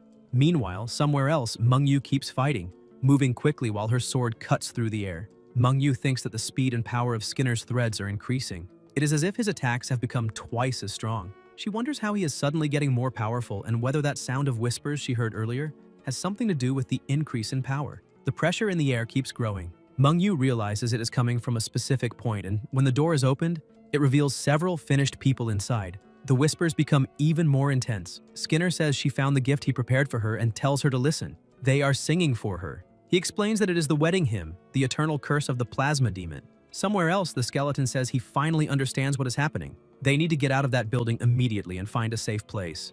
The protagonist asks if he is joking and reminds him that they are one step away from uncovering the truth. The skeleton asks if he is really going down there and says he thought they were going to flee. Shen tells him to look around. All the corpses have suddenly started chanting incantations, and that can only be the work of that lunatic. They need to figure out how to help Meng Yu. The skeleton replies that the battle is far above their level. That psychopath is using an absurd bloody curse, so the best thing they can do is listen and run. Ye admits he is right because it would be foolish to simply throw himself into the middle of that fight, but there is still one way to help. The skeleton asks how and wants to know what the hell he has been looking for all this time.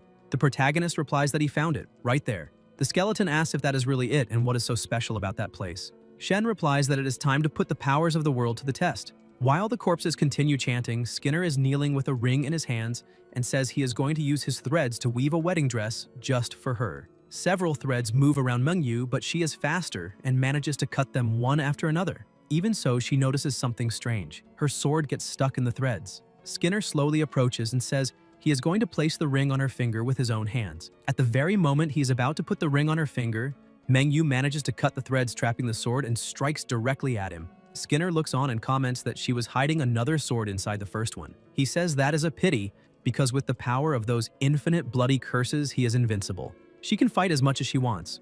The harder the journey, the sweeter the fruit of victory because the ending is already decided.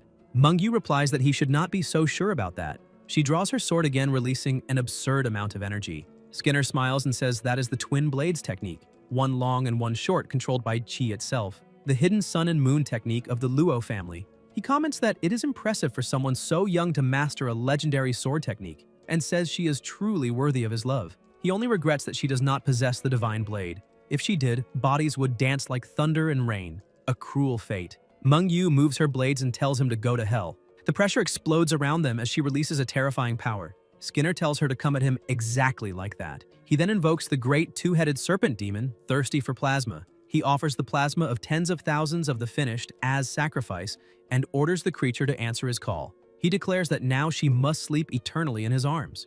An absurd and intense aura spreads through the surroundings. Meng Yu thinks that this is bad. He is summoning a creature and there will not be enough time to dodge. Meanwhile, on the other side, the protagonist asks whether the audience is enjoying the show that night. The two who are fighting notice something strange, and the finished begin to scream. Shen says that if they can hear him, they must answer loud and clear. The people scream that they are in pain, in agony, and that they need help. The creatures momentarily draw back. Skinner asks if his bloody curse was interrupted. Meng Yu takes advantage of the opening and rushes in with a strike loaded with terrifying power, hitting him directly and saying it is over. Skinner only laughs and says she is wrong, because they still cannot eliminate him. Meng Yu wonders whether not even a blow using all her strength was enough and whether his armor absorbed the impact. She realizes the corpses have started chanting again. Skinner, wrapped in a dark aura, comments that some idiot interrupting the two of them right now is irritating enough, but it does not matter. They can continue.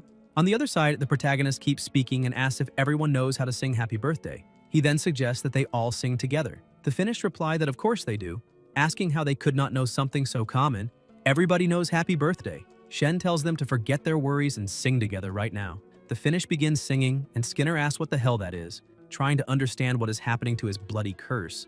The Finnish keep singing that the birthday may shine with a sincere smile, that they came together now with a love that glows, and that luck may follow him in everything he does. Outside, the rain begins to fall. Meanwhile, inside the hotel, Skinner is furious and curses Shen, saying he is going to eliminate him. He moves quickly. Meng Yu notices and thinks he is going after Ye. The skeleton warns him to run, saying he senses someone coming straight toward them and that it must be that lunatic. Ye grabs the headset and asks whether his dead friends still remember the songs they like best, telling them to sing them for him one after another without stopping. Meanwhile, he runs down the hallway with the headset in his hand while the finished continue singing. Suddenly, Skinner appears in front of him and says he finally found him. But an attack cuts through the way. It is Meng Yu intercepting Skinner and saying she will hold him there while her partner runs. Ye is impressed by how fast she is and replies that then he will trust her, wishing her good luck. Skinner shouts that if he runs, he will eliminate his parents. Meng Yu tells him to ignore that and keep running. Skinner says he will wipe out his whole family, eat them in front of him, and skin them alive, declaring that he will do it right now. The protagonist only shows him the middle finger and keeps running. Inside a room, Shen paces restlessly from side to side, trying to think of what to do. The skeleton says he knows he is angry, but reminds him that he does not have any combat abilities at the moment. If he enters that fight like this, he will only end up dead. That trick with the whispers of darkness was just luck, and he should not get too full of himself because of it. Ye admits he is right and asks if, in his place, he would be able to defeat Skinner. The skeleton asks who he thinks he is talking to and says that kind of fight would be child's play for him. At his peak, he would crush Skinner with one hand, but saying that now does not help at all because he is too injured to fight, so they need to find a way to escape. The protagonist says it is good that he is thinking the same way because he has another idea. The skeleton asks what he is up to this time. Shen reminds him that they have a contract, and the skeleton asks what that has to do with anything and where he is going with that. Ye replies that he wants to make a deal, help him recover his power, and in return, he will help him defeat Skinner. The skeleton asks how he intends to help him recover his power. The protagonist remembers that back on the battlefield, near the secret tunnel, he mentioned healing techniques for the undead, something involving a ritual, the summoning of an altar, capturing several souls, whether undead or living beings, and draining their energy to restore strength immediately. The skeleton confirms that as long as he has a thread of life remaining, he can return to his peak in an instant. He then asks if Shen is thinking of using the finished from the hotel. Ye asks whether they would not be enough to restore his power. The skeleton replies that Skinner's magic bound their souls to their bodies, which makes them perfect for a high-level energy extraction ritual. The problem is that he has no power right now and cannot force the bodies to chant the incantation required for the ritual.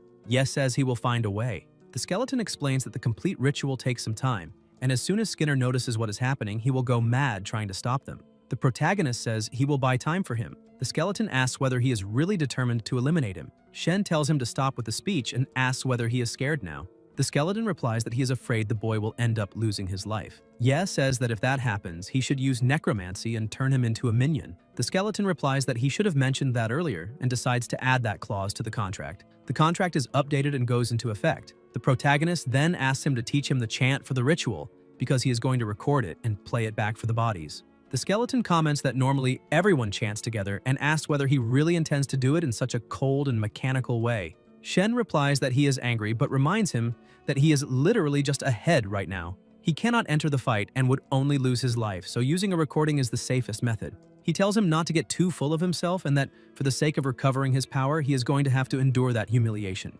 Ye records the chant, reallocates all status points to agility, and starts moving quickly through the building.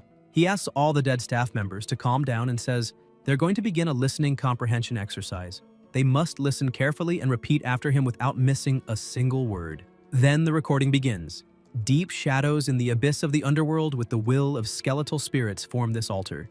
Guide us through the veil between life and death to this great banquet of souls where they become one with the eternal bone throne. Invoke the mercy of the highest one, of the dark mother of bones, of the ghoul king, of the lord of darkness Mictlantechtli.